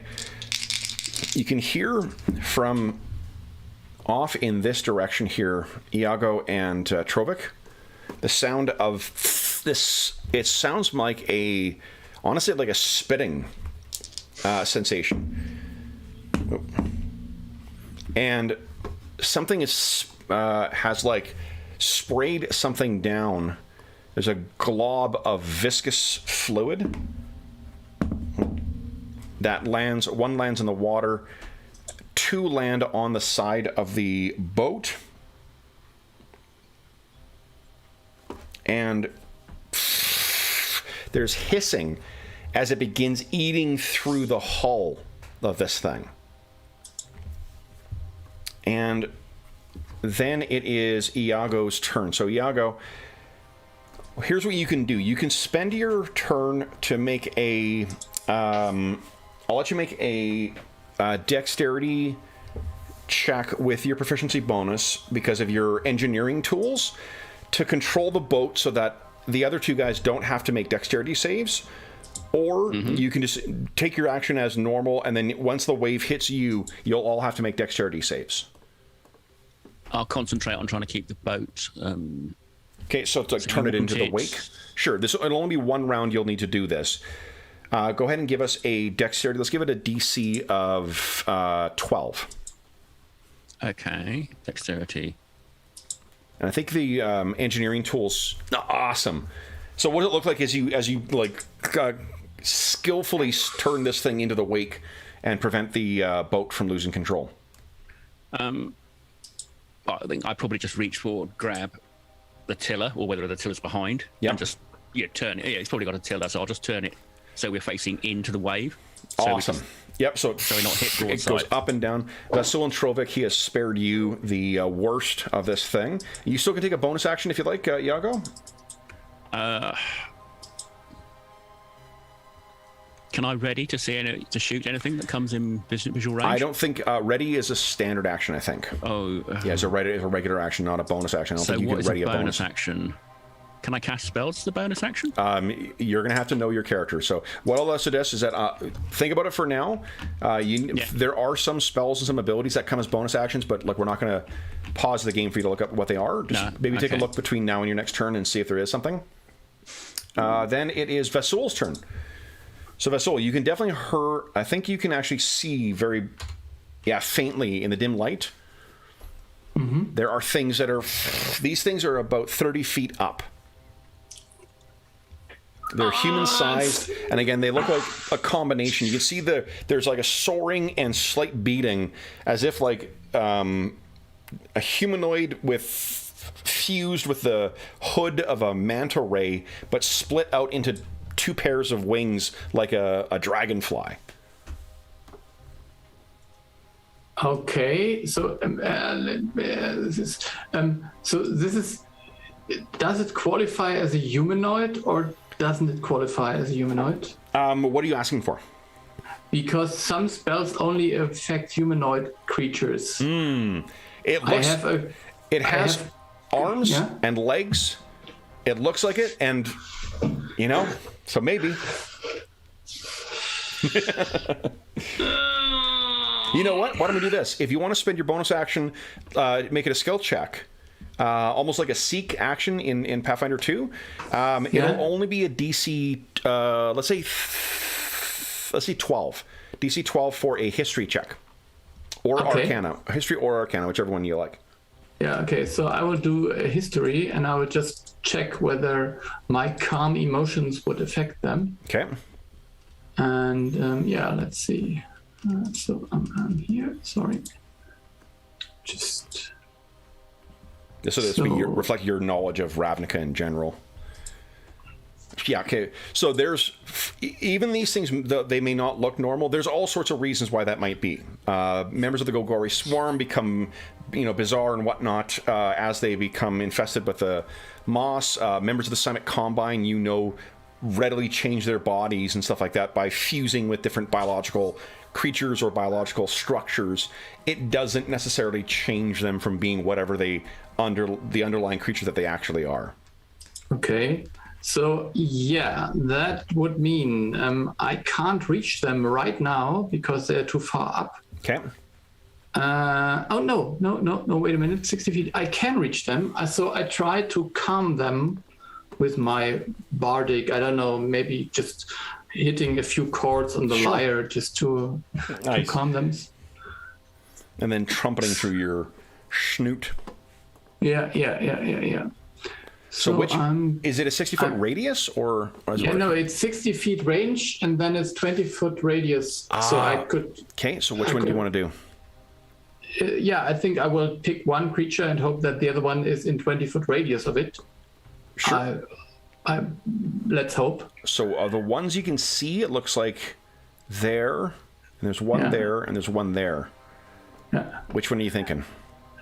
I'm sorry, I couldn't see because there was this thing in. It doesn't matter. Just take the middle one. Yeah. So there's one there. There's one there, and there's one there.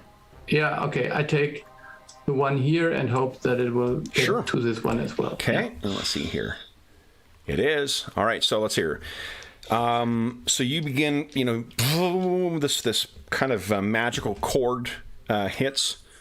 And each human within 20 feet must make a charisma saving throw.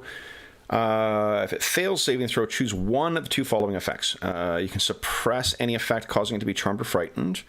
Or you can make it a target indifferent about creatures of your choice that it is hostile towards. Yeah. Okay. So they won't be hostile to us anymore, hopefully. Okay. So I want to make it's a save, so I'll do it in chat here. Hold on. Christmas save. Okay, so. All right, so the first one, this is the one on the bottom. Yeah.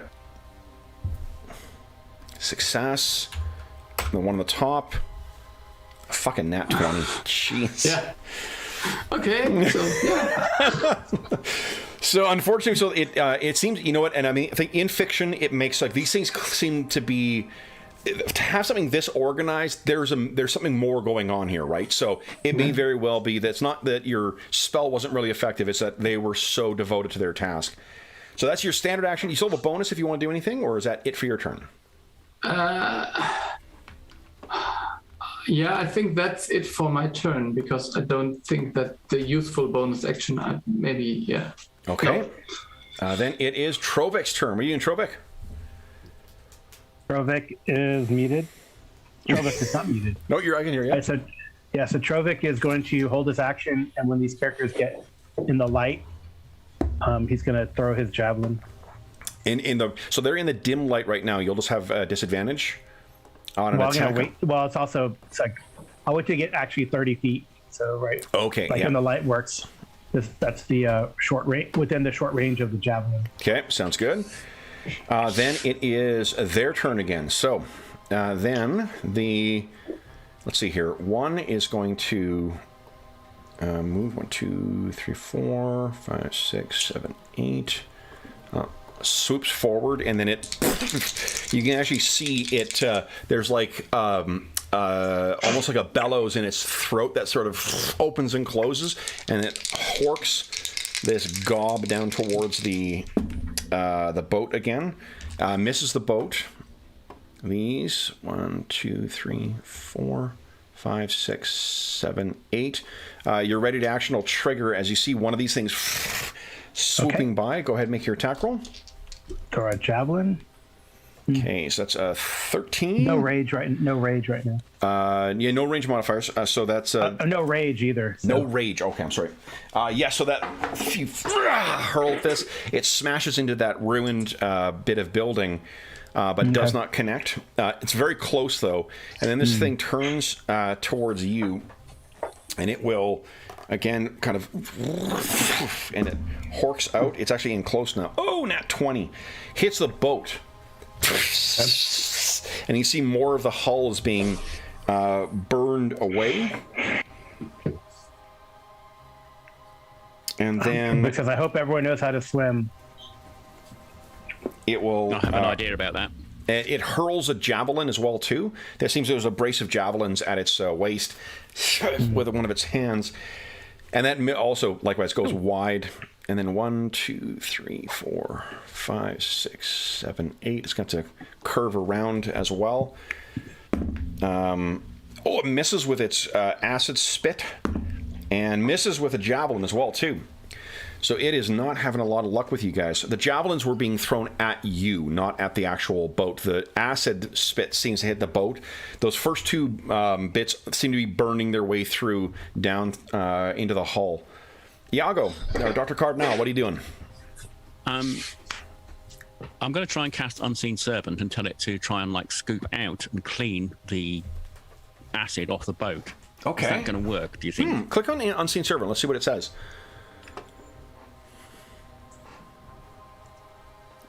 Okay, let's see here. Visible mindless shape from simple task at your command until the spell ends. It has 1 hit point. Putting its hands in acid may not be great then. Your character would know that though, so does that alter your... No, yes, because I was thinking if it was just force, you could just shovel it. No, in that case, I'm going to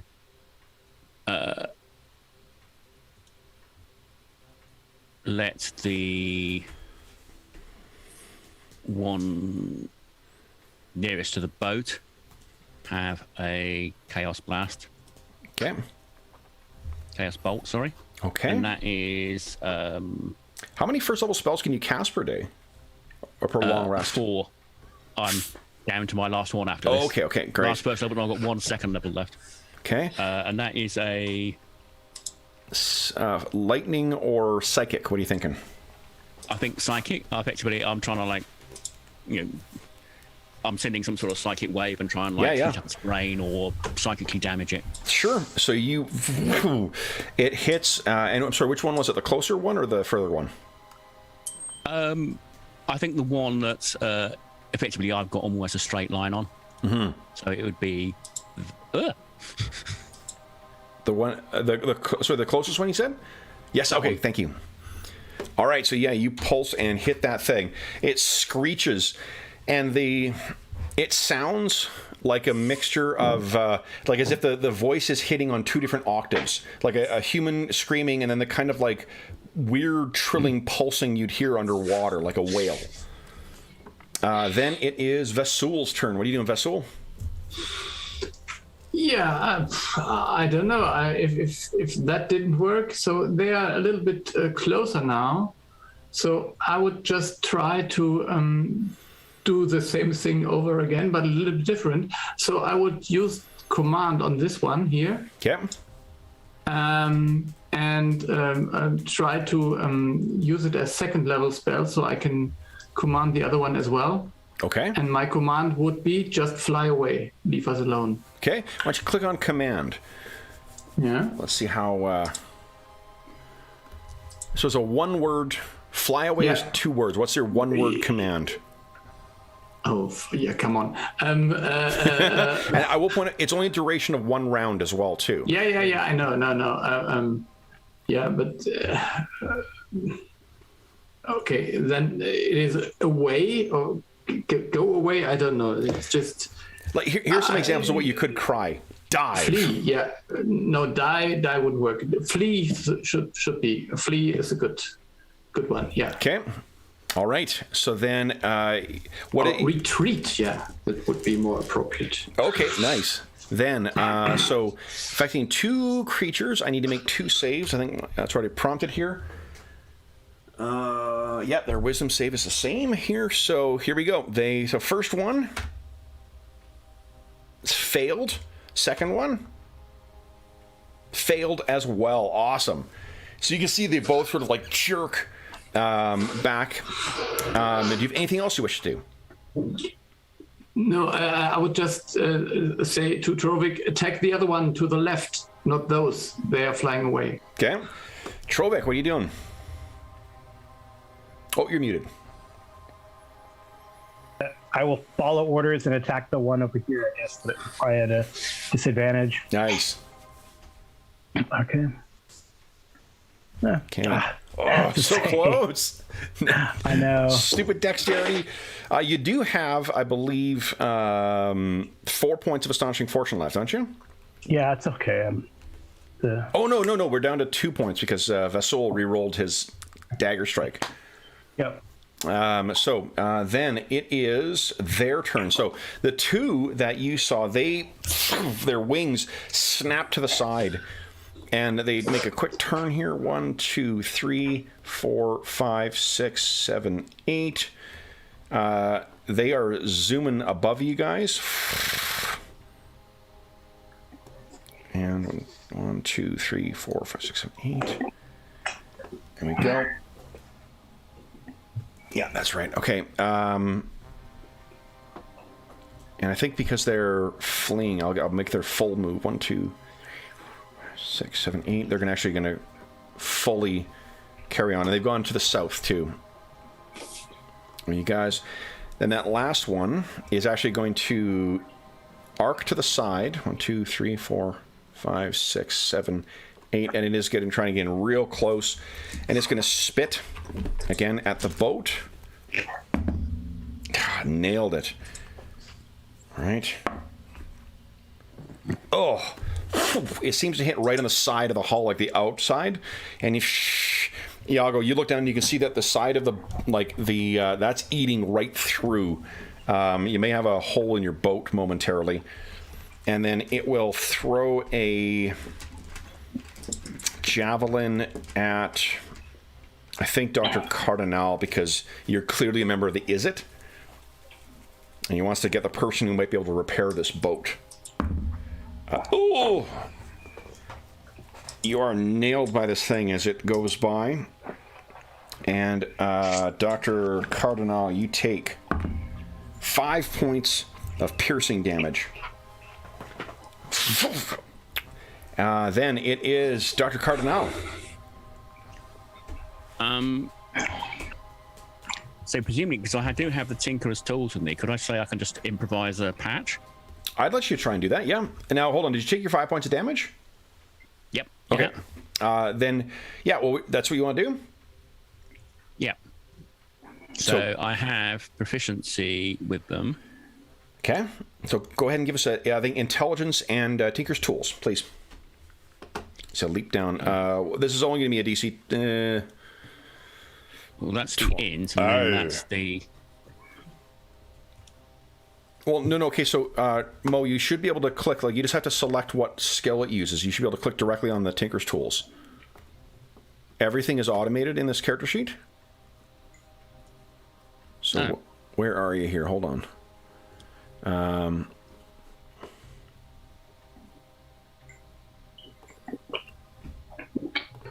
This sheet is incredible. Yeah, if you go over Tinker's tools and you click on it, there you go.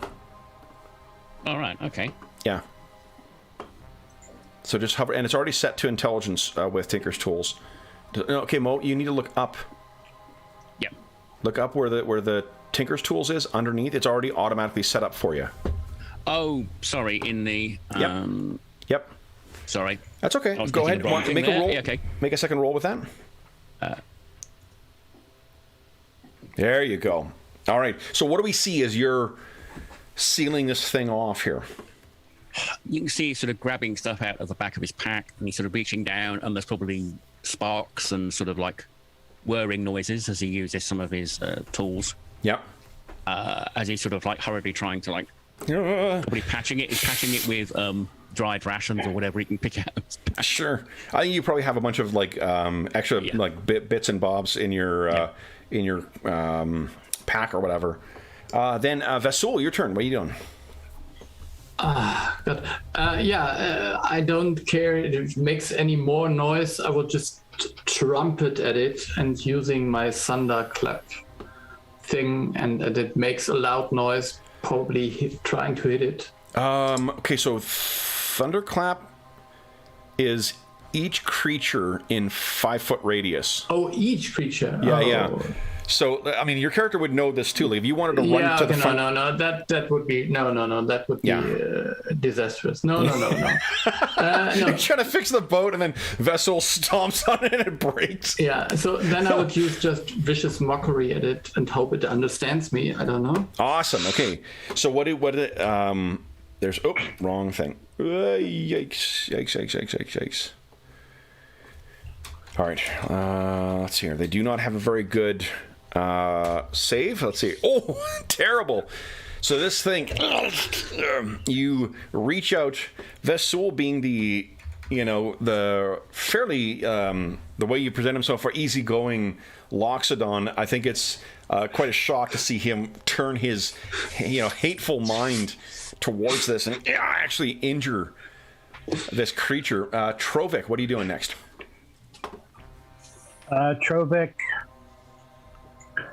wants to, he's tired of throwing javelins and missing. Wants to attempt to leap at this creature.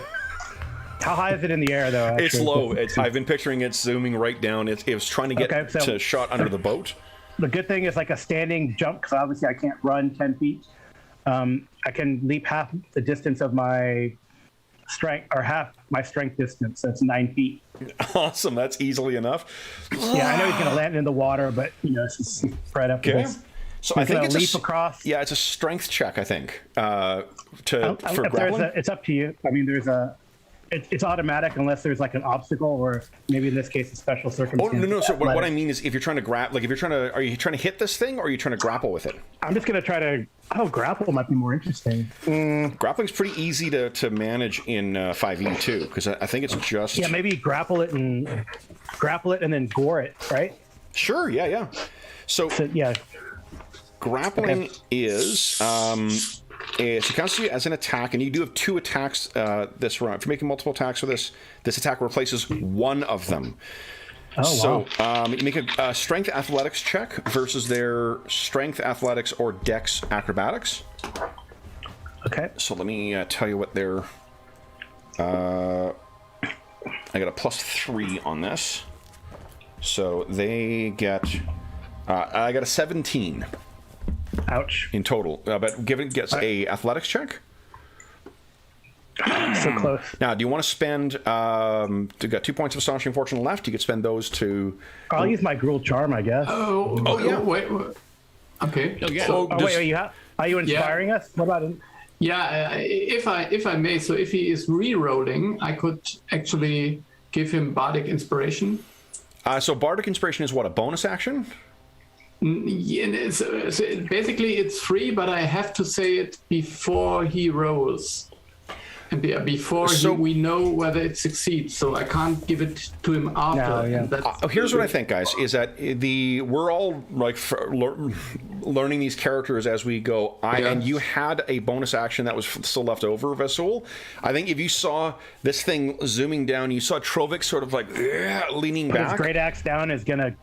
Have his hand axe. It makes sense. Hand axe in hand and leaps up. Yeah, it makes sense that you would have maybe, kind of like as he's getting ready. So I'm fine with you go ahead and rolling your. I mean, it means you succeed, full stop, because you roll 1d8 with it. Okay. Cool. But so then what happens is, you subject the target to the grappled condition, and the grappled condition.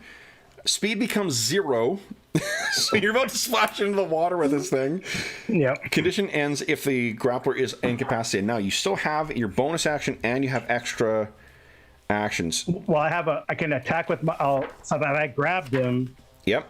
I guess I can attack with my hand axe, and if I succeed, I can use my horns as a bonus action. So let's see here. That's probably the best way to do it. Because you're grappling, I'm just going to see how many free hands you have, though. Yeah, it's only one. You only need one free hand, so you still have the other hand free. So go right ahead, make your attack. Yeah, I'm doing it this way because if I hit with my hand axe, then I can use my horns, as a bonus action. Sure, yeah, go ahead. Oh. Solid hit. Yep. And then I gore him with my horns as a bonus action. Please do. Grapple with the bullet, you get the horns. Yeah, literally. I know. All right, so that is incredible. This thing, zooms down, spits out, misjudges Vesul, misjudges how dangerous this is going to be. Vesul, you see out of the corner of your eye what's about to happen, and you trumpet it. And Trovik leaps out, and with your extra charge, grabs onto this thing. Its wings kind of wobble under the weight of this enormous minotaur. He hammers this axe into its side and then slams into its chest with his horns. wobbles along and it's about to crash into the water, which it will now do. So you guys all, the two of you, splash down into the water. I'm just going to move you one forward just because I picture the momentum is going to kind of carry you guys forward as it's hitting the water. It needs to try and escape the grapple.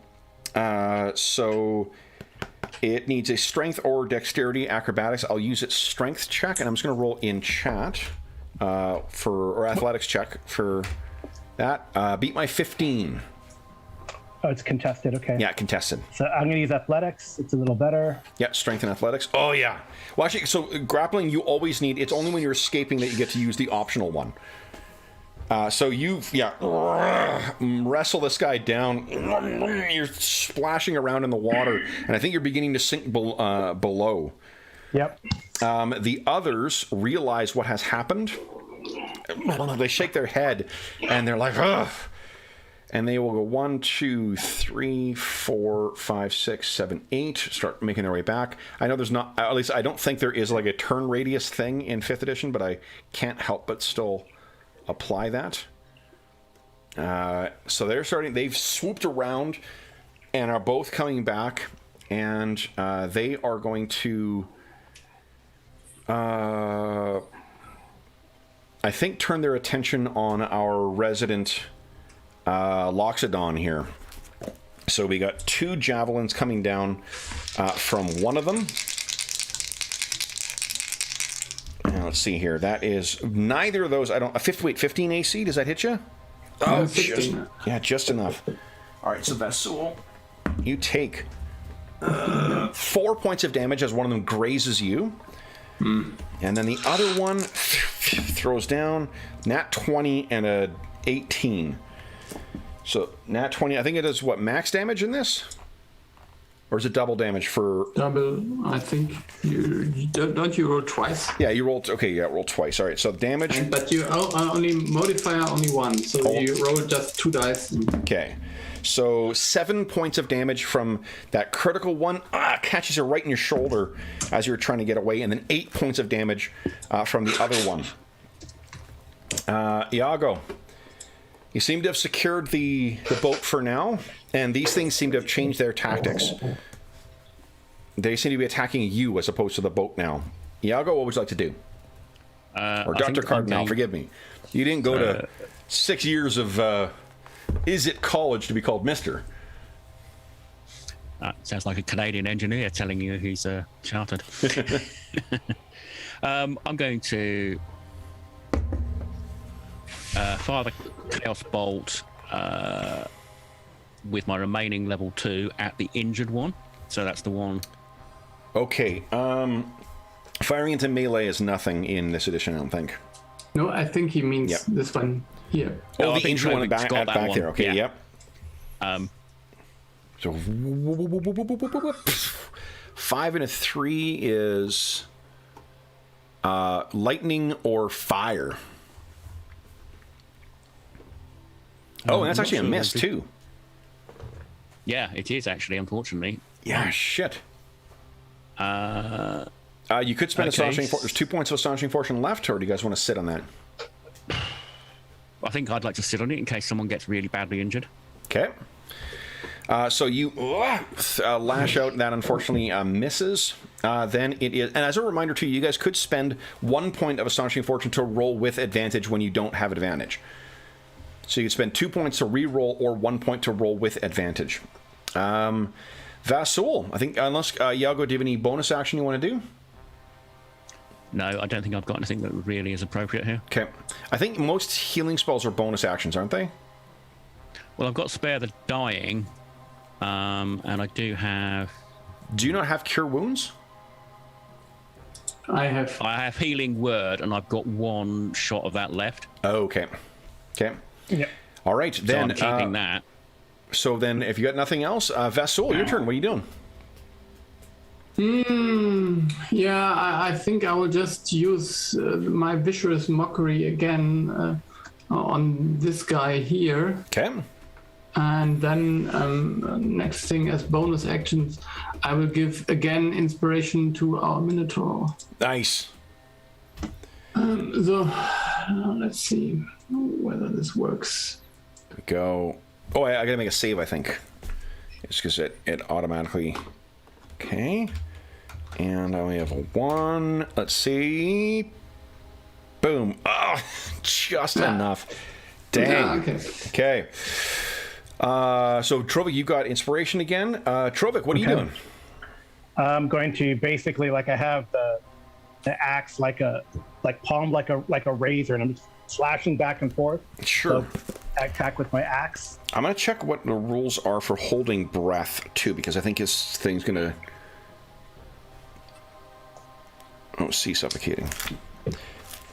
I think it might be either con... You know, one thing that I just... Con in rounds and half if you're active, like that. I find is baffling is in a glossary or an index, rather, when they have a reference to something, they say, see this. See this. I hate that. It's like, just put the fucking page number in there. It costs you. You've got the space in here, so just put the page reference instead of me looking around through the thing. You can say suffocating bracket, whatever. Jeez. Yep. Okay, 1 plus your Constitution modifier. That's how many minutes you can hold. Oh yeah, so you're good. Oh jeez. Yeah, this isn't like. Yeah, the worst that does that is the book is Infinity. I hate. It's like go see here, and then you go to there, and it says go see here. Oh. Exactly. This is not a game. And then the second place was like a paragraph after the first thing. Yeah. So you're like, just come on. And in fairness, like the index is incredible in this. It's very, very comprehensive. It's a little pet peeve with these things in general. All right, put the page number. You're right. Put the page number or risk-free. Because if you want to say that it's suffocating, if I was looking for holding breath and give me a page reference and there it says suffocating instead of hold breath, you got the space. Put 3 numbers in there. But in any event. Really, I clearly need problems if this is the worst thing, and I'm getting this worked up over. All right, so go ahead and make your... Yeah, you've got 2 attacks. So let's see, hand axe. If I make the first hand axe, I have bonus action warns the other hand axe. Let's see here. I'm just trying to see I have inspiration. Right. I don't... I'm just trying to see if you need to spend an action to maintain the grapple. Oh, the grapple, right. Then I would do that instead. Yeah, I think. Let's see. Grappled. It says the grappled condition. The condition ends if the grappler is incapacitated. The condition also ends if an effect removes the grappled creature from the reach. Otherwise, yes, it doesn't look like you need an action to maintain it. So you can go ahead and attack to maintain it. So you can make. And if my weight drops it to the bottom of this river, I'm fine with that. Yeah, I mean, what's your con is a +2, so you got 3 minutes to hold your breath. You don't need to worry. Yeah. Go ahead and make your attacks if you'd like. First hand axe. Ooh. 15. That is a hit. All right. So then I'm going to use my horns as a bonus action now. Okay. Since it's predicated on hitting something. The horns miss. Okay, it's a stupid water. Second hand axe. Solid hit. Yep. So 16 points to this thing. Okay, that's 9. All right. Yeah, you are really hurting this. There's this like reddish blue liquid that's just filling up the things in here. You can hear again. It sounds like a dying whale. Second tone of its voice. I feel like He-Man in the latest Revelation when he dives in there and fighting the merman. Totally. All right. Then it is their turn. All right, so this one that is with you is going to try and escape. I'll make the roll in chat. No! Okay, 13, actually. 13, you need to give us a strength athletics check, please. 18. Yeah, it's just not going anywhere. Then the other 2 are going to still keep flying. 1, 2, 3, 4, 5, 6, 7, 8. And as they zip past... I think one of these is actually going to plunge into the water. 1, 2, and come up on you. Actually, I'll make here. I'll get that flanking bonus there. Well, the guy's grappled. I don't think it gives it to him, but I think because I'm grappling though, you still get an advantage. That's what I'm thinking. It's like one way or the other, it's going to get advantage on you. Yeah. This is so. First, let's do the attack on Vasul. Vasul, this is your. I'll roll in chat as well too. The bonus is +5. All right, so this is the gob of acid is now coming towards you, Vasul.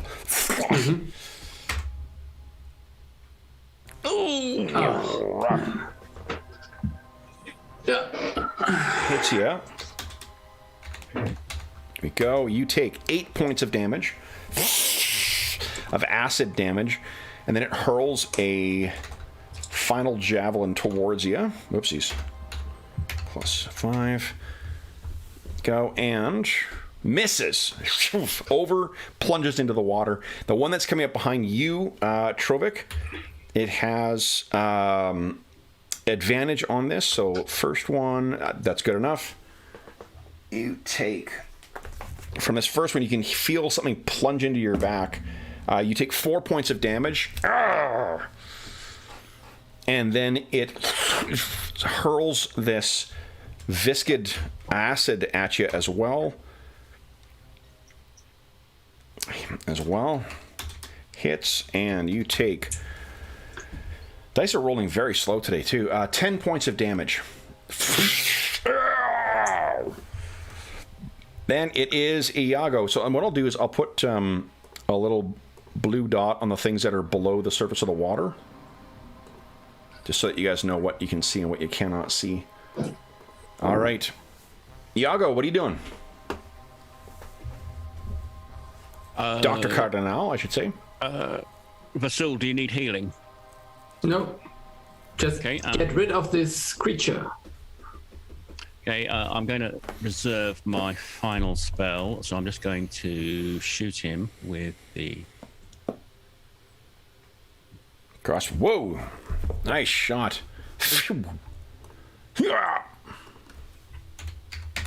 Okay. It grazes on its side.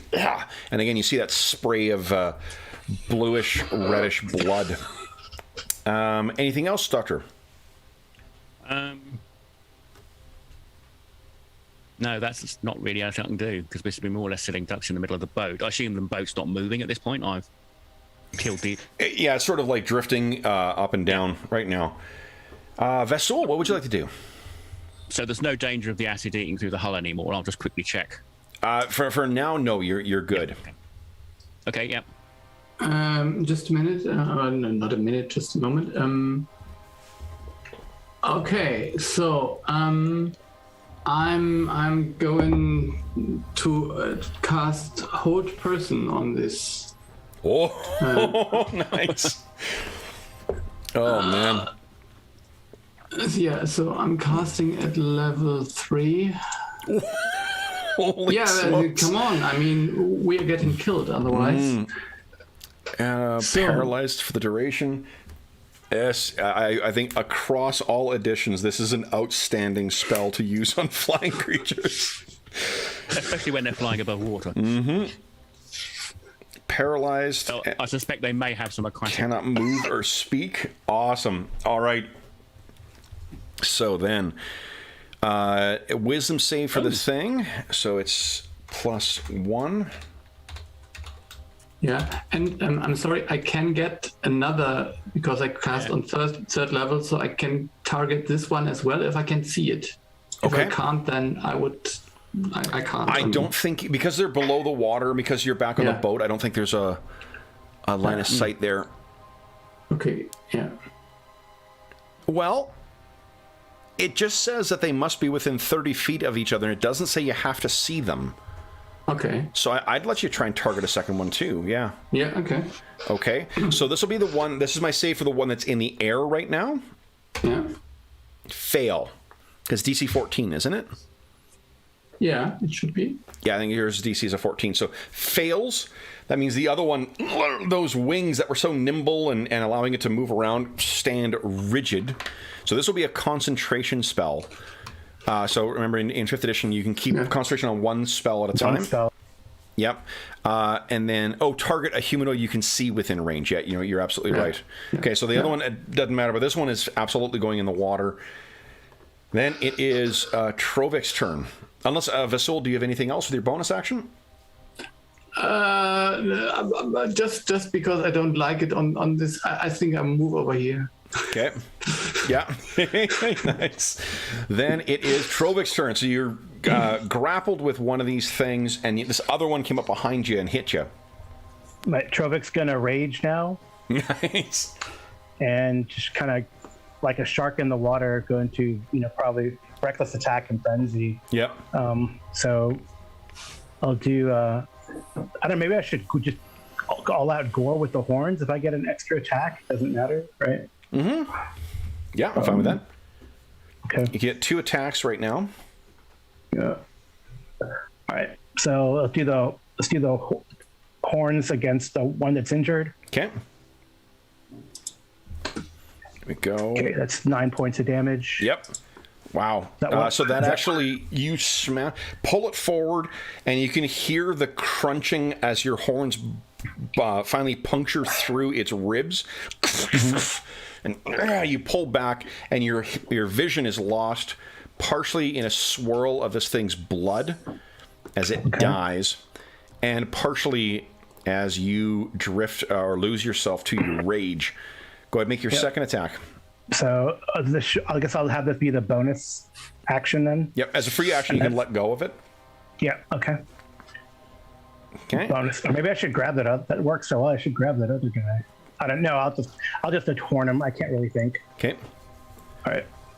11 or 11. 19. Yeah, that's a solid hit. 11 points damage. And then horn again. Just pierce. Okay. Yeah. Wow. Hammering into this thing. Yep. It is. Okay. That's another hit. And more. Wow. Nearly killing this thing. All right, so these things turn. All right, first one, that one that you... What does it look like, Vessel? What do you think as when your magic for hold person takes effect? Yeah, I think he wants his hand or something, and then he just closes them and just puts it down so that it just crashes. Awesome. So you do that, and then almost at the same time, its wings lock into place, and you can see wild panic hits its eyes as it just falls like a rock into the water. I'll let its momentum carry it forward just a bit here. Then it is the other one that's facing Trovik. It is actually going to withdraw, but before it does, it pulses something out in its in that whale kind of like that underwater communication. Trovik, you can't understand it right now because your mind is lost to your rage, and those on top can't hear what's being said. But what you see is this thing burst out of the water and fly back a little bit. So it is out of the water now and clearly visible, and it is bleeding quite badly from a couple of nasty gore wounds. It withdrew, right? It withdrew, yeah. That's the extent of its action. Then it is, and I'll get rid of this other token, it drifts down dead. Then it is Iago's turn. What are you doing, Iago? So is that paralyzed one on the top of the surface? No, underneath. Okay, the one behind you is above. Anything that's got a blue dot on it is beneath the surface. I was going to just gun the engine and try and run him down, but in that case, he'll just turn around and shoot at... Sure. Yep. 13 is not quite good enough. That would have been so good, too. Yeah, I need to say before, shouldn't I? Yeah, okay, well. I mean, you got 20 minutes left in the session. You want to spend Astonishing Fortune and re-roll? Yep. Go ahead. Let's re-roll that, man. Here we go. Come on. Yeah, I'm just checking I got the right... There we are. And the 20 again. Oh right, yeah. I was saying before, like we've been playing a bunch of different games now and seeing how people's luck changes with the different games. Mo, I believe we found your game here. Yeah, Roll20's going to crucify me later in the week when I play our home games. But yeah, this thing pulls out and it looks over in time to see you. It reloads. Yeah, just needs to be turned around. Hits it square in the eye and then it just drops down into the water. Vasul, what are you doing? Yeah, I think I'd just concentrate still and try to see whether I can see the figure moving under the water. Sure. Give us a perception check with disadvantage, because you're seeing through a bunch of murky water and such. Yeah, okay. I'm sorry. Just... So say a perception check will take the lower of the two dice rolls. Yeah, I see. That's no problem. 19 is your lower one. You can see precisely where it is. Okay. So it's about, escape. I think it's about maybe at this point, maybe 5 feet beneath the water. And sinking down where it is. I'm not agreeing. Okay. So you're just concentrating, waiting, and you're seeing it drifting down, frozen in place. Trovik, now you don't need to see it to maintain your spell either. You can maintain this for the full duration of a minute without keeping eyes on it. Trovik, you're still in the depths of rage, but you look around.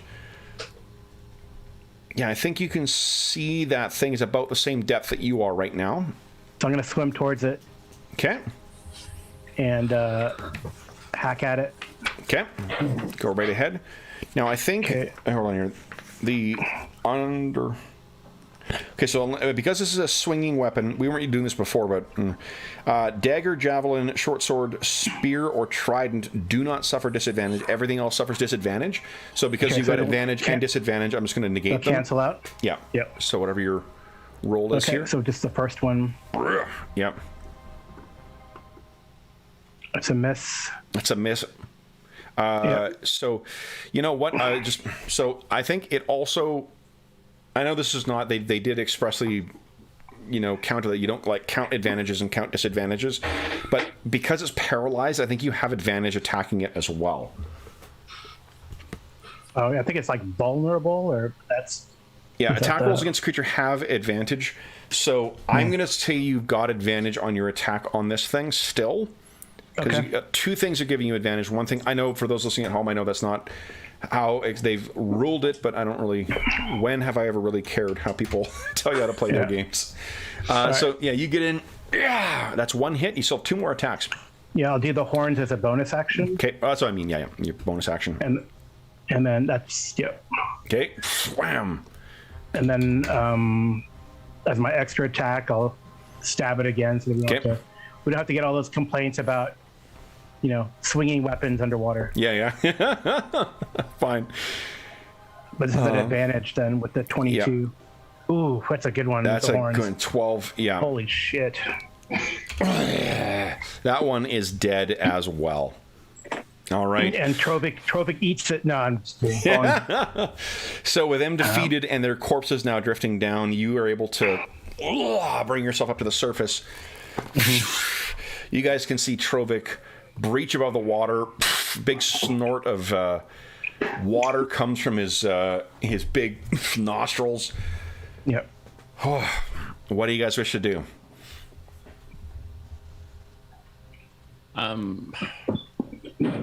So he's gonna come out of his rage. Yep. Trovik. So he's got 2 levels of exhaustion now. Right. Oh no, he didn't frenzy this time. Didn't frenzy. So No. It's up to you. I did not frenzy. No. That's a little. I guess that's a little workaround with the horns thing. But. Yeah. Yeah, I think I'll offer him his trunk to see to pull him out of the water. Sure. His trunk, my trunk. I'm sorry. Yep. Yeah, sure. So you guys are pulled out. All right.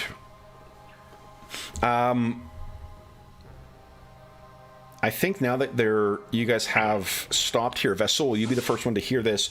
There is the sound of destructive magic and the shout of combat coming from on the far side of this. It seems like you guys were not the only ones being attacked here.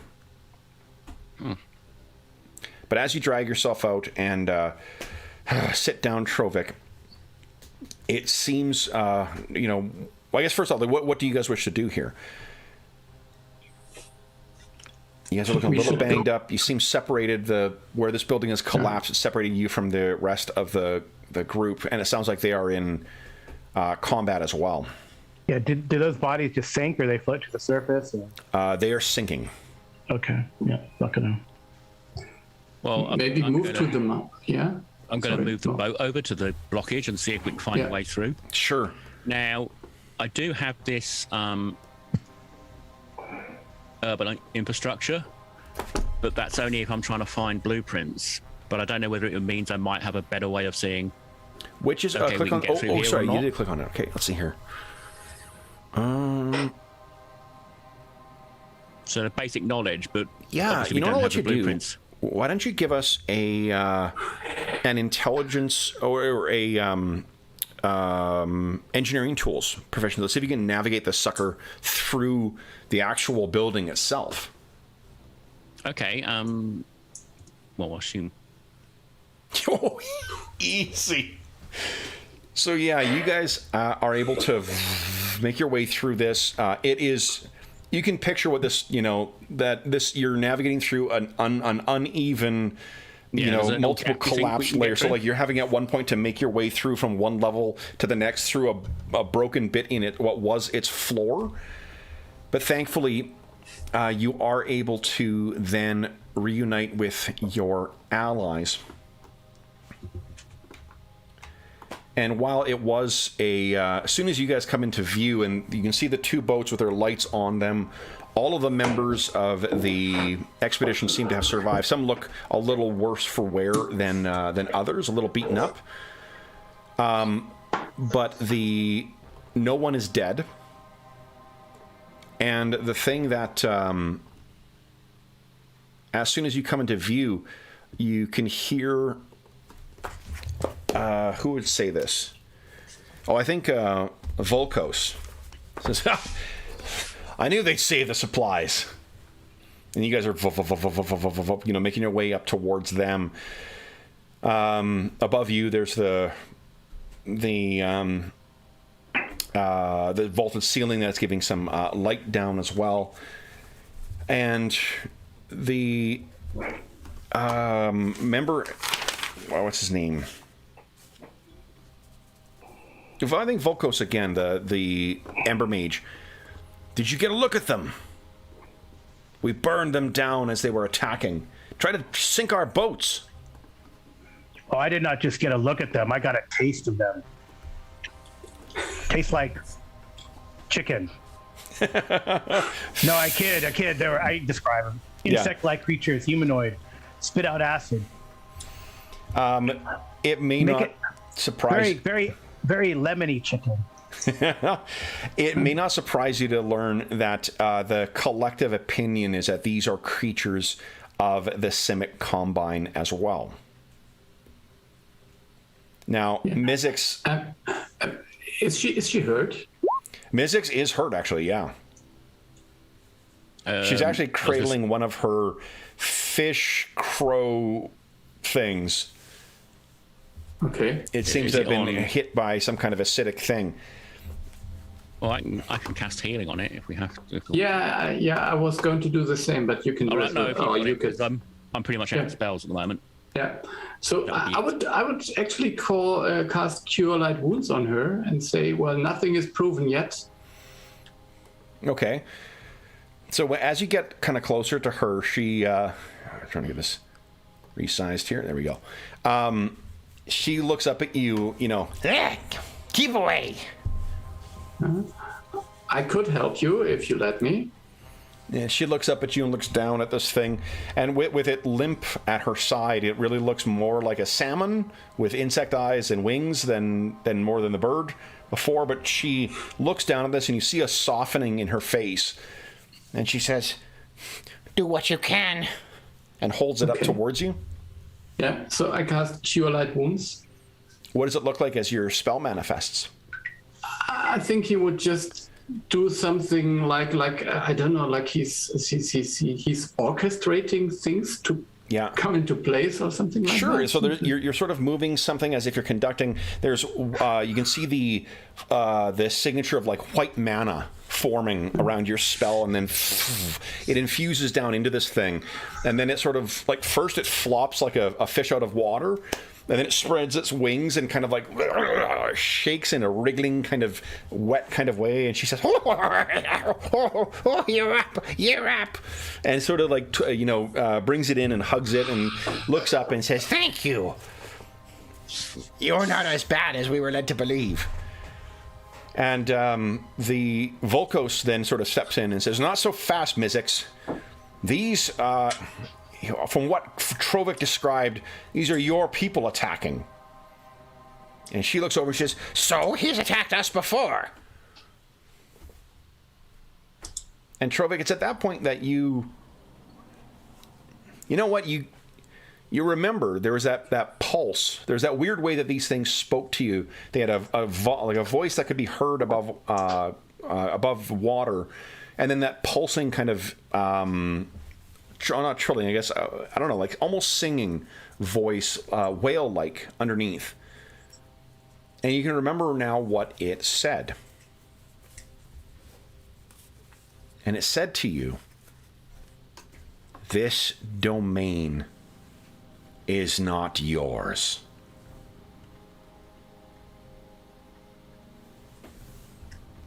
So you have that as Volkos and Mizzix begin kind of yelling at each other, and her now restored salmon crow begins kind of like, both of them are flapping, as if like picking up on her emotional state.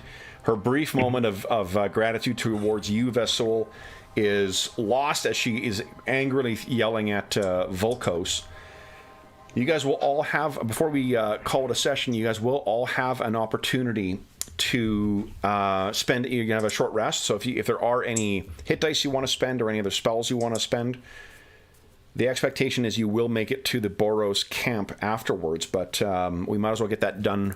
If you want to spend any points before we end the session, anyone want to spend any extra healing hit dice? I've got some remaining spells to heal. Okay, yeah. Yeah, So I think it'd be better to Trovic's pretty beat up. Trovic. Yeah. I'll do it to Trovic. Trovic says, "I do not know what this means, but I tell them that the creature did say before it fled, and Iago shot it in the face, that this domain is not ours, so maybe they're not." Simric. Okay, so I reach out and inject with one of my contraptions. Here we are. Is that legal? Ask Iago. If he injects me with steroids. You are a former competitor, so you're fine. So you get a bonus to any of your healing spells equal to your intelligence. Yeah. Why is it not firing when I click on it? Because you probably click on the wrong thing. Remember, there's the two different. Oh, sorry. Yep, it's the one on the core, isn't it? Yep. Oh, it's quite useful actually. Get the right one. I've got mass healing word. What is it? What does it heal? Like a D8 plus 1 or what? Just roll it. Or D8 plus your intel. Are you able to find it, Mo? Yeah, hang on. Let me just check where I've got it set up.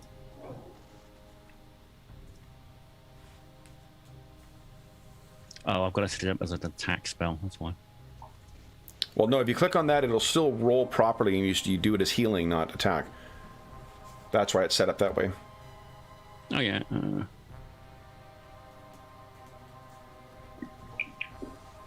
Vesul, did you have any spells left that you wanted to make use of?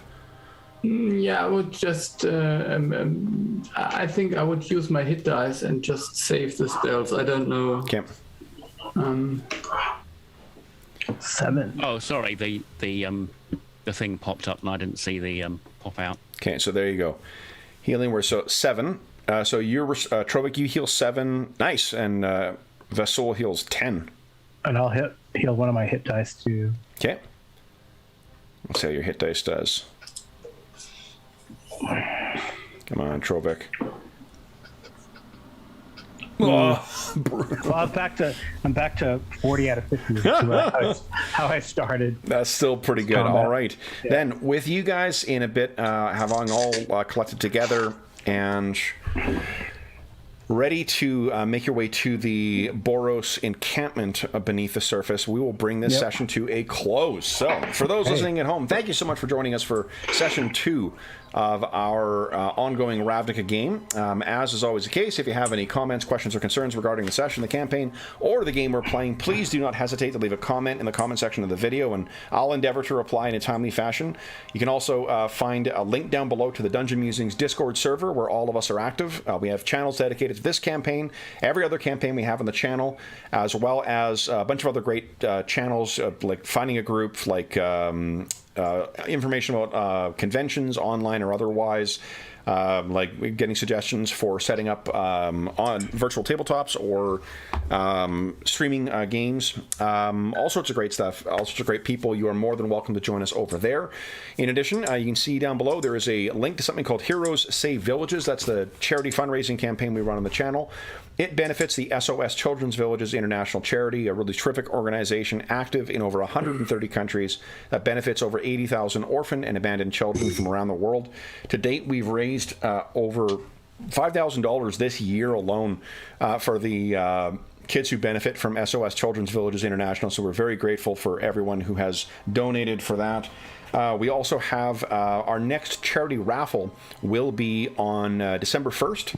So it's a little ways off at the time of recording, but it comes so quick. So every $25 Canadian that you donate gives you one chance to win the grand prize or one of the other awesome prizes. Apart from, I need one more batch that needs to go out, but all of our prizes from our friends at Beetle and Grimm's Pandemonium Warehouse have gone out for the people who I've heard from. Those were the big prizes from last time, but we're going to have a bunch of new great prizes to announce as we get closer to the raffle. Between now and then, what that gives you the opportunity to do is vote on our charity sessions. We currently, at the end of the month, have a new charity session where we'll be playing City of Mist. So that'll be coming up at the end of the month. And then starting on September 1st, you'll be able to vote for which horror RPG we'll be playing at the end of October. And October is, we're planning to be a pretty horror-filled month because we're taking, we're going to be taking a couple of breaks from a couple of our ongoing games to indulge ourselves in some horror RPG play. Or at least some horror-themed play, and there'll be some cool one-shots happening that month as well, in addition to the charity session. But if you're listening, if you have donated since April 1st up until August 1st, you will have an opportunity to help outfit our heroes or decide what elements will be in play for our charity session at the end of the month. So be sure to check out the Charity Initiatives channel on the Dungeon Musings Discord server. Last thing is, if you did win something in the charity raffle, and if you want to know if you did, go check out the Charity Initiatives channel on the Dungeon Musings Discord. If you did win something and you do want that prize sent to you, if you don't care about the prize, and that's totally fine, I respect that, but if you do want to have the prizes sent to you, be sure to check and see. I've got a list of the people I have not heard from yet, and I will try and get that stuff off to you as soon as I can. Last thing I'll say is a huge thank you to the players. So, Mo, Carl, and Ingolf, thank you so much for joining me back in Ravnica today, guys. This was a ton of fun. I'm really enjoying seeing the difference of experience at the table between the different editions. And it helps that you guys are making fucking really memorable and interesting characters for this, too. So, I am not disappointed in the least. So with that, guys, I'll bring the session to a close. For those listening at home, thank you again for joining us. We hope that we gave you a few hours to take your mind off of the troubles of our world and think about the troubles that our guild members are getting themselves into in the depths of Ravnica, or the underworld of Ravnica. And we hope that this finds you healthy, safe, and weathering the current crisis as well as can be expected. And until we see you again, stay safe, stay healthy, and happy